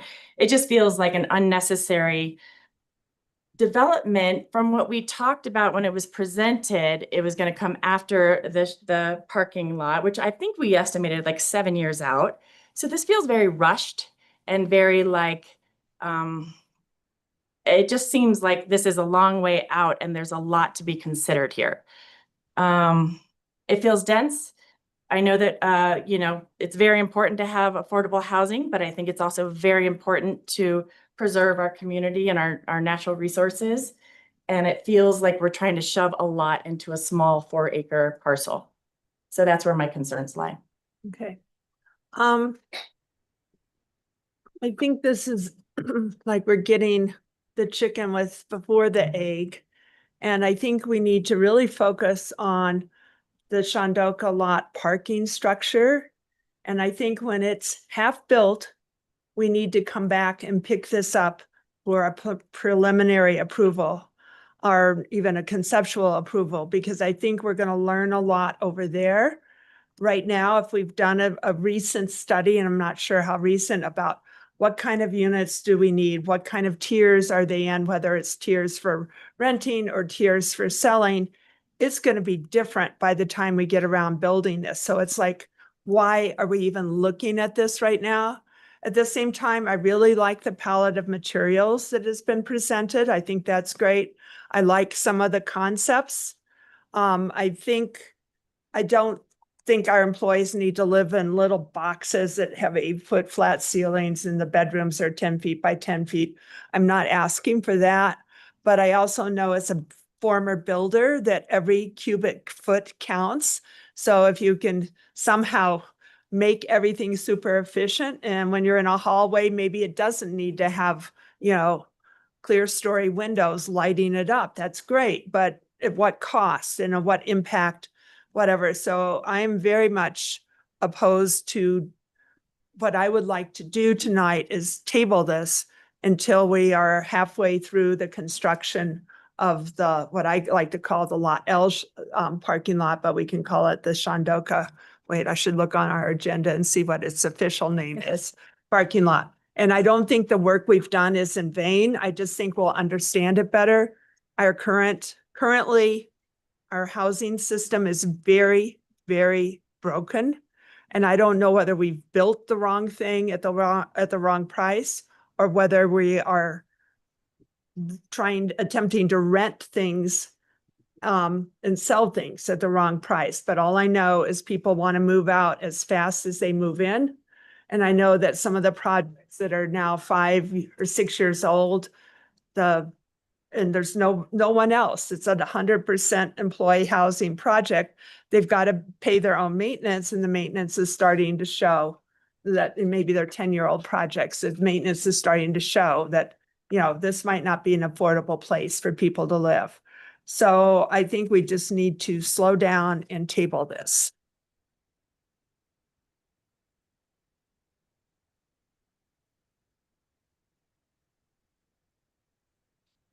So from the options that we were given, what is tabling If you it? What does that continue fall under? it, you continue it to a date certain, and I don't know when we will be deep enough into the construction of a parking lot structure on Lot L to give a date. I'm not going to try to do that.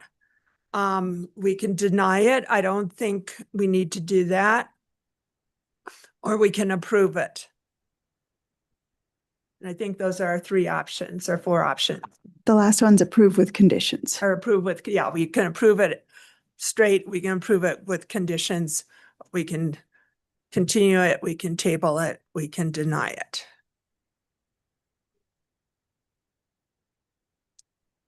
Yeah. So if the client in this case is town council, is there a way to have more dialogue with town council to see why they are requesting this many units, say, or, you know, how they're driving this program for this space? Or these lots, and better understand. We can request, where- when we table it, it could come back off the table. We don't take it off the table. It's more like the applicant takes it back off the table or requests for it to come back into the system or the review system. So if we could table it, and we could request that we have a work session with town council on employee housing being pushed through faster than the town, it can really absorb it. You know, until we fix our current problem with our current units, we're kind of, I don't know. So let me speak here real quick as to what the process can and should look like. And more to can than a should, because it is your decision. We can't table this tonight, so their decision does need to be made, either approve, deny, or no decision, which is continue to a date certain. What might happen though, and what we see often at HARC especially, based on the comments that have been given by the public tonight and by the comments that are given during your deliberations tonight, the applicant might voluntarily decide to then continue it further. So you could discuss with the applicant and say, when would you like to see this come back? They might say, we'll be ready next month with revisions. Or they might say, let's put the brakes on this and we'll actually come back to you. We'd like to come back in 3 or 6 months with additional revisions. So that is a question that you can ask the applicant at this point in time to find out when it might be a more appropriate time to come back if a continuance is where you're leaning. And it sounds like that might be where you are. However, with respect to communications with town council, the applicant is here tonight. So if town council would like to speak directly on behalf of the town as applicant, they can, but the town's applicant representative is here and there is no additional conversation that you can demand with town council. They can express their concerns or desires to the applicant representative. That applicant representative can then convey those answers to you at one of those continued hearings. But I would advise you not to demand a conversation with town council as applicant, because applicant is here. Okay. But as our board, in the past, we used to have fairly regular conversations with town council about what our current issues were. So maybe totally separate from this specific project, we need to have a work session with town And that council. could be a discussion. So aside from this application, so we have an application that we're considering tonight as part of a public hearing. But if there's more policy and planning concerns that you might have broadly, not about this application, but about just steps that town council is taking community-wide, that could be a conversation that you request of town council. And we can definitely convey that desire to town council, that you have that conversation with them about affordable housing policy and building policy. But I would steer you away from discussing this application with them, as this is the proper forum for discussing the application with the applicants at a hearing. All right. When we're probably going to continue this with some conditions. We don't know the conditions yet. When do you think you want to come back? We would like to come back at your next regularly scheduled meeting. June 25th. Okay. We're not going to have, through 2 or 3 things all at one meeting that require 2 hours each of public comment. So we've already given the North Pine Street 25th. What else do we have pending or lined up, Kristen, for the 25th? We probably the fire regulations at the least. And also there's the Shandoka. I have to look at the schedule. Let me circle back to you just to make sure I'm being clear. I don't have my notes up right now for the next meeting. Okay, well, we have to pick a date now is the problem. I think you will have a few items on the agenda, but I think it's up to you whether you want to continue it further out. So what are we accomplishing between now and say the 25th or the meeting in August? Are we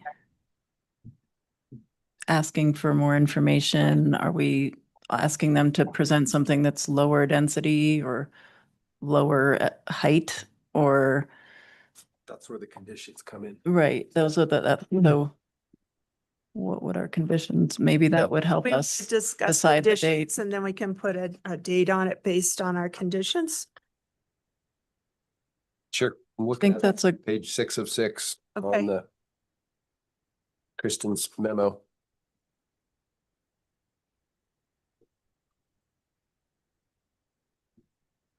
We just start with number one, condition one. Yeah.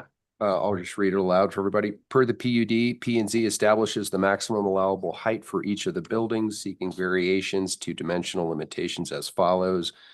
Building B and C, reduce limit maximum building height to 35 feet. Building A and D, increase height, highest ridge point above 45 feet, not to exceed X. I think that's for us to determine perhaps, or not to exceed X is what it says. And the highest ridge point above 45 feet, not to exceed another X feet for specified portions of building E and F. Did I just jump around? That's 3 height increases or limitations. Condition 2, per the PUD, increase the maximum site coverage to 42%. Do not expand the development envelope for the area nearest to the San Miguel River. Condition 3, per the PUD, increase the maximum floor area per structure to the following. Building D equals 74,400 square feet. Building E equals 94,200 square feet, not to exceed 50,000 square feet for each individual module. And I think the final condition 4 here was the applicant shall submit a conceptual landscape plan, including a landscape maintenance plan as part of the preliminary PUD. So that's what's in the staff report. Okay. I think all of the numbers in those conditions are a little too large. Maybe a lot too large, but I think there's some other things that might take a while. We don't get to ever weigh in again after we do, Conceptual. Yeah. we get to weigh in at preliminary, but I mean, I would like to see floodplain and traffic studies really before I can judge some of these issues in terms of how much density it should have, how much site coverage, how many units, the maximum number of units.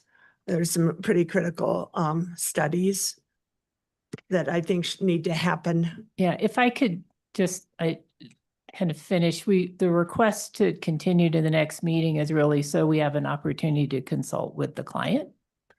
So that we have a better understanding of what direction that they want to go in.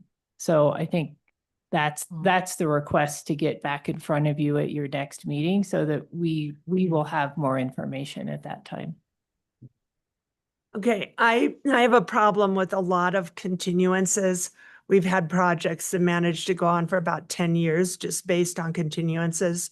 I was not successful in getting each project to have a limited number of continuances. So my advice is never, ever continue for 1 month, maybe continue for 2 or 3 months so you can really come back with something that's radically different and you've had enough time. 4 weeks, we've got to notice it.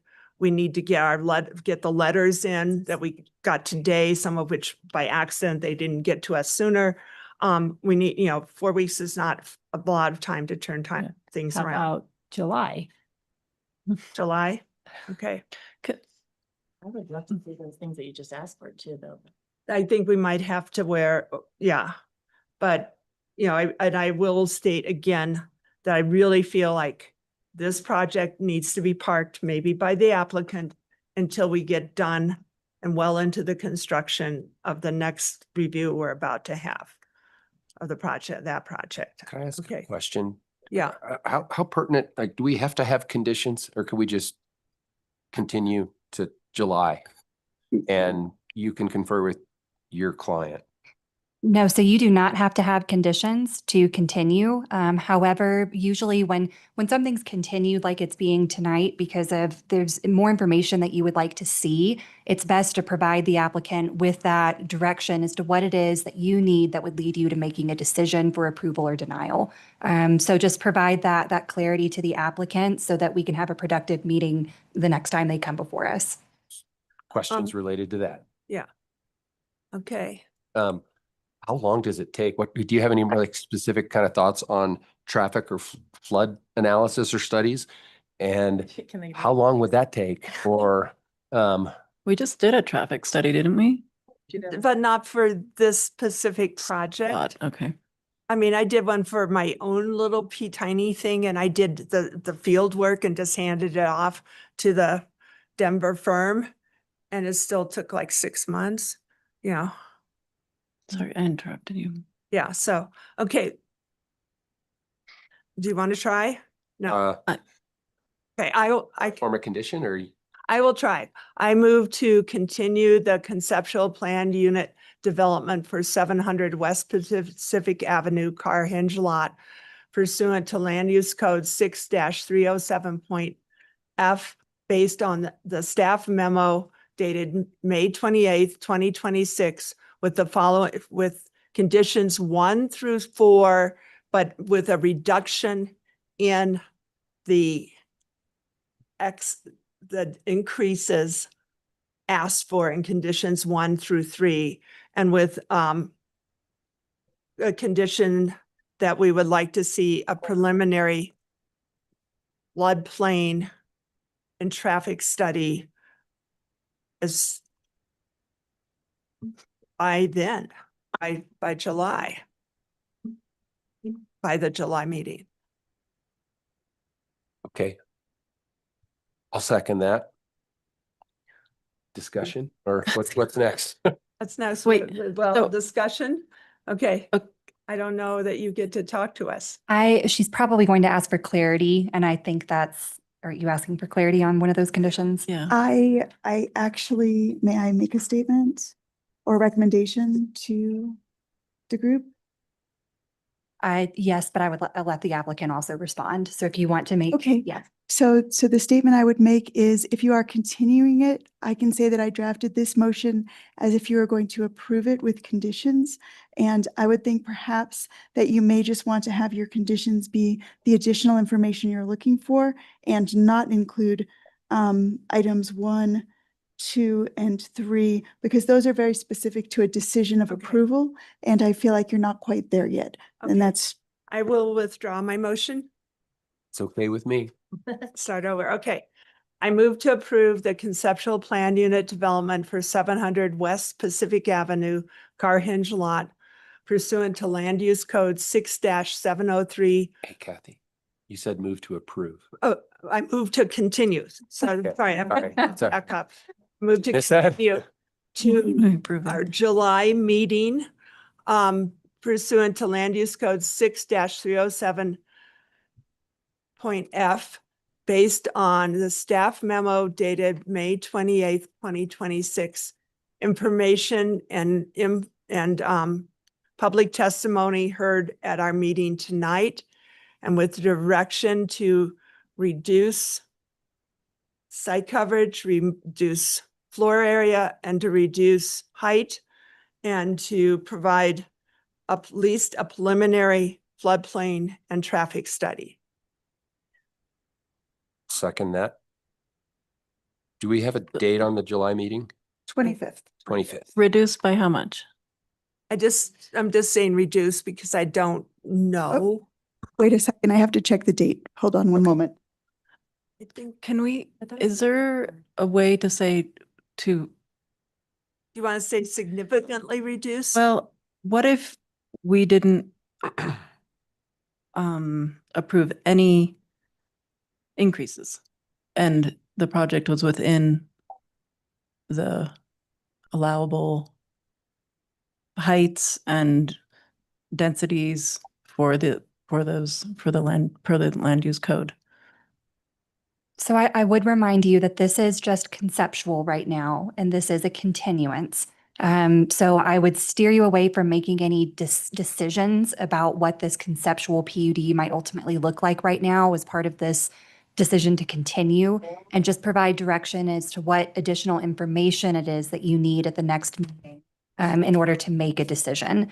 If you are steering towards one aspect of a decision, such as reducing the height, you might just say consider reducing, because that can indicate to the applicant what it is that you might be willing to approve at the next meeting. But I would stay away from exact numbers right now until you get that additional information. Okay.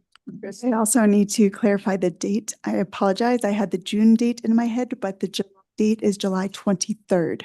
Thank you. Okay. Then before I try again, we're withdrawing that one. Okay, Peter? Okay. Yeah.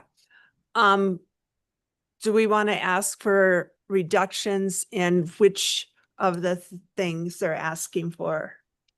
We have height, we have maximum floor area and maximum site coverage. And we have maximum building size. I don't think the building size per se is the issue personally. I think if they're connected in a way that we don't see them, that's okay, but it's the perceived part of the buildings that we see rather than the on the how they're interconnected. They really look like different buildings, and that's that's okay with me. How do you feel about just saying consider reductions in all three of those categories? Okay, It's nice and vague. all right. Okay. Let me find my thing again. Machine keeps turning off. I move to approve the conceptual. No. I move to continue. I'm sorry. The conceptual planned unit development for 700 West Pacific Avenue Car Hinge Lot pursuant to Land Use Code 6-307.f, based on the staff memo dated May 28th, 2026, with the letters we received and with the in public comment we heard tonight in the meeting, with direction to reduce site coverage, maximum floor area and height, and to provide a preliminary floodplain and traffic study, and it's continued till the meeting on July 23rd. Question. Yeah. Well, no, somebody has to second, Okay, I'll technically. second again. Okay, now. Did you say to reduce or to consider? Okay, I will correct it to say consider reductions in site coverage, max floor area, and Didn't we say the max floor area, because of the way the parking works underneath, is not really? well, it's the Potential maximum up. building height, which is yet a different thing. The total floor area is one thing. The maximum building size is what I think Building doesn't size. matter Okay, right. personally. Consider gives us some flexibility if we Yeah. sort of overstep there, I would say. Mhm. Do I need to second anything? Where were we? So that would be a friendly amendment. So Peter, if you could just make a motion Good for a with that. friendly amendment, and then Kathy can accept that, and then you can vote on the motion. Okay, Friendly amendment to, what is it, to use to consider? consider, yes, I accept that. Okay, Great. all right. Any more wordsmithing we want to do? July. Say July 23rd. Okay. Okay, all those in favor, we'll just start at, well, I'll start first because I made the motion, so we'll play those rules. Kathy, yes. Peter, yes. Sherb, yes. Leisha, yes. Okay. All right. Thank you very much.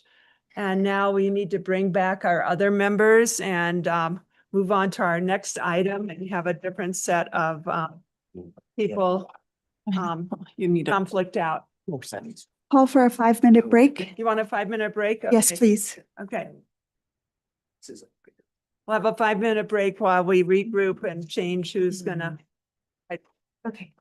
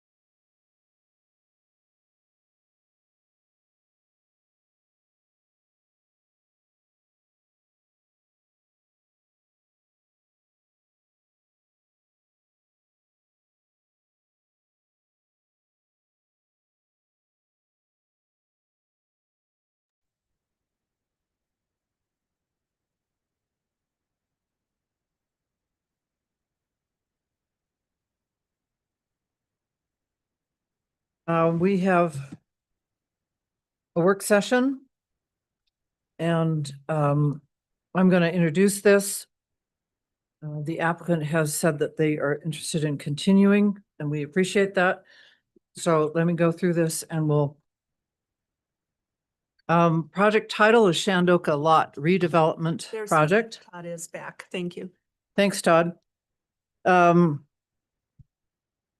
Consideration of an application for a work session on proposed new construction on town property pursuant to Land Use Code 5-201 .c. The legal description is Lot L of Bachman Village. According, yeah, thank you. According to plat block 1, page 328, and replat 1/30/96, I assume that that is a date.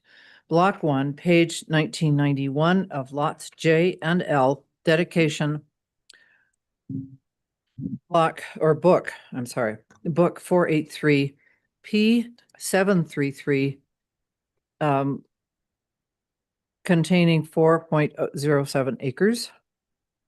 Address is 860 Black Bear Road, or the Shandoka Lot, Zone District Accommodations 2. Owners, applicant, Town of Telluride. Applicant is Design Workshop, and staff member is Kristen Clothier, Historic Preservation and Planning Director. Sherab, you were going to be recused from this anyway, just as a FYI, she will not participate when this comes back. We understand the applicant is willing to continue to our next meeting in June. Is that correct? That's correct. It seems in fairness to Okay. everyone. So, yes, Kristen, you want to fill us in? You'll just want to state continue without discussion when you make the motion. Very good. So anybody want to make that motion? I move that we continue the Shandoka Lot redevelopment project to our June 25th meeting. Without Continue without discussion. Without discussion. Okay. Second. Second. Okay. Any discussion? Kathy, how do you vote? Yes. Charles, yes. Peter? Peter, yes. I think I'm recused. And Todd? Todd, yes. And Angela, yes. All right.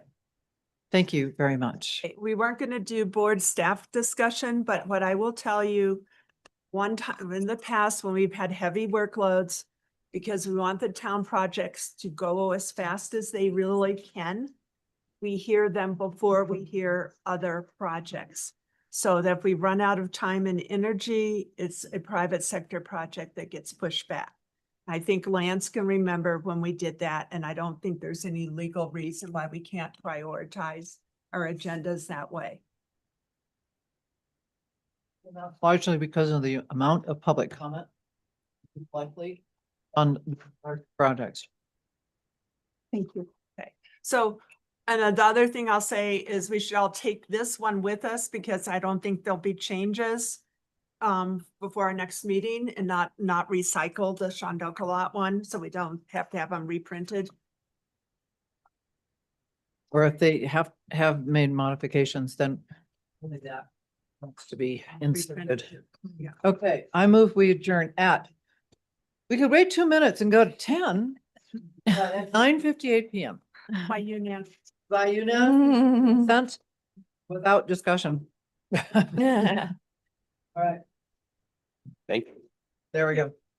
Thank you all for coming.